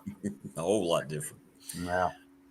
Well, Mike, listen, man, thanks so much, brother, for your time as always. And you have a great call on Saturday with Bill, regardless of what's going on. So have a great rest of the week, and we'll see how everything unfolds on Saturday. Yep, sounds good, Rick. We'll talk to you next week, and hopefully everything will be a lot better after Saturday. Yep. All right, brother. All right, man. Have a great week, Mike. Thanks so much, man. All right, see you. Okay. All right, there you go. Good stuff there from Mike Burnop, as always, and thanks to Louise Baker, Long and Foster Realtors for making Mike's appearance possible. That's great news right there. You heard it. You know, Bruce Arians wants to be and wants to be involved. That's a great first step. We speculated it, and we kind of speculated a little bit on the Saturday live show after the game, and then, you know, a lot of people were throwing questions our way. And you were on it. See there, Tech fan? This is how good you are. You were on it, and it's good. He's ready to advise and consult. Sounds like that's all it'll be. He won't be part of the committee, but you've got to listen to what that guy has to say. I mean, there's so much knowledge there. He's seen it at every level, and he loves Virginia Tech. So that's a resource that'll be tapped into. It sounds like more than just once or twice, right? It's going to be a constant thing. So that's great. That is great, great news all the way around. I want to thank all of our sponsors. Speaking of great news, thanks to Family Fencing for sponsoring our studios here on the program. They are the absolute best. Any kind of fencing, personal property connection you want to make, give them a call. Family Fencing, 540-200-8294. Thanks to Mark Hundley, McClellan Chiropractic, right off of Peppers Ferry Road over in Christiansburg. We're going to do the cam, and I'm going to go over there and get popped. It'll be fun. Thanks to Professional Door Incorporated, Travis Williams, sponsor of our text line. It pops every day, 540-391-0788. 38 years in business. Garage doors is what they do better than anybody. Route 100, right across from New River Community College. Give them a call, residential and commercial garage doors. Thanks, as always, to Larry Ramsey, everybody over at the National Bank, member FDIC. Thanks for all their support. The exclusive banking partner of BDST. Little River Heating and Air, 1095 Radford Street in Christiansburg. Give Charles Lee and Company a call today. Thanks to Ryan Pry, the attorney, Eagles fan. He should be feeling pretty good for sponsoring this program, and we appreciate him, as always, for being with us. And our BDST question of the week, send us who you would like to be the new head coach going forward. We'll jump ahead a few spots. We've already had a few people chime in on that. I know it's kind of hard to think about that without everything else going on. And we want to thank Pulaski County Sports Entertainment, the presenting sponsor of this program, with venues like historic Calfee Park, Pulaski County Motorsports Park, Randolph Park, and the future Pulaski County Sportsplex. PlayPulaskiVA.org to keep up with what is going on there. They want to create great opportunities for residents, people who's visiting, anybody who's coming through. So thanks to all those folks and all of our sponsors. and anybody who might be interested in sponsoring and getting their name out there. We'd love to have you part of this program. Please go like and subscribe to the show. I know we have picked up a lot of subscribers over the last 72 hours, but please keep it going. We're getting there. 500 was the first benchmark that YouTube challenged me with. We're 37 away. So please tell people to join. It's free, absolutely free. And we don't bug you over anything. Now you get to a little 5-second, hey, this show's going live or this channel's going live if you want to watch. And you can always go back and watch later. And thank you for all the people who do go back and do that. It's awesome. We appreciate it. We are at about 1,100 views from the live show after the game on Saturday night. Hey, Frankie, I see you. Go Birds. Take it easy on my Broncos in a couple of weeks. Yeah, it'll be ugly. It'll be ugly. Tony Powell says, Chucky. Yeah, everybody's throwing out John Gruden. You know, it makes sense. He and Bruce Arians are pretty close. You know, Bruce Arians it's going to be interesting to see how all that plays out. Today, you're going to have Whit Babcock speak at the presser. I don't think anything revolutionary is going to come out of that. There's going to be some noise coming out soon. Couple weeks, tops. And then you're going to hear about more changes over there. It has to just be ripped down from the roof down to the ground. And it's going to be. It has to be. As Chris Coleman talked about. And there's enough people that care about it and understand the repercussions if it's not done the right way. And I think it'll be done. Or at least they'll go about doing it the right way. And that's going to start with new leadership up and down the board. And we'll see. We'll see what it looks like. But you still have 9 games left, you know, and it's tough from Mike and Bill's standpoint. Noon, I believe, Paul. Paul, I believe that's a nooner pressure. But you still have the season to deal with. You still have 9 games. And from Mike's standpoint and from the standpoint of and Bill and you have to go about an approach, you still have to call games. Yeah, it's a noon presser over at Merriman today. Whit Babcock will be there along with the interim head coach, Philip Montgomery. So you may get some insight as to how things are going to be structured on game day. So check it out. If you can watch it live through Hokie Sports, or you can just follow the folks on Tech Sideline. They'll be there. Andy Bitter will be tweeting all the main stuff, so you can get it pretty much real time as it's coming out. Andy's tweets are the best, so you can follow it that way.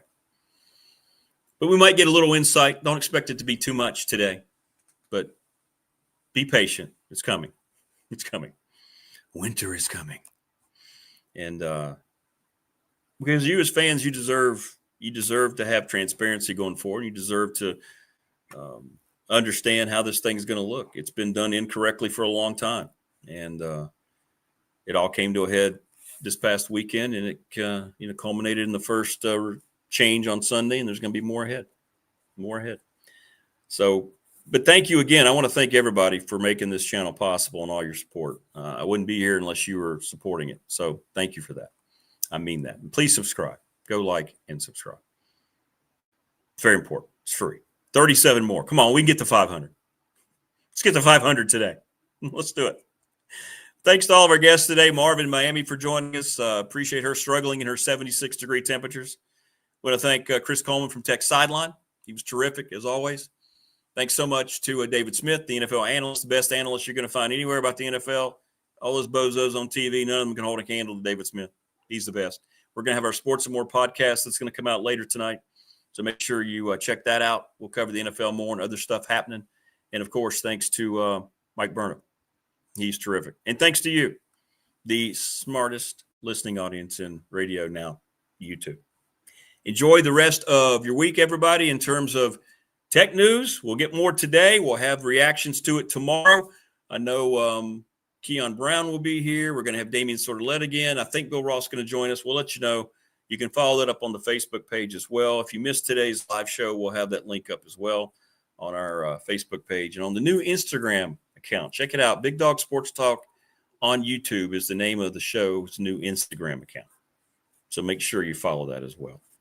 Enjoy the rest of your Tuesday. Thanks for joining us. Thank you so much. And we'll see you tomorrow on the Hump Day Wednesday edition. Have a great rest of the day, everybody. So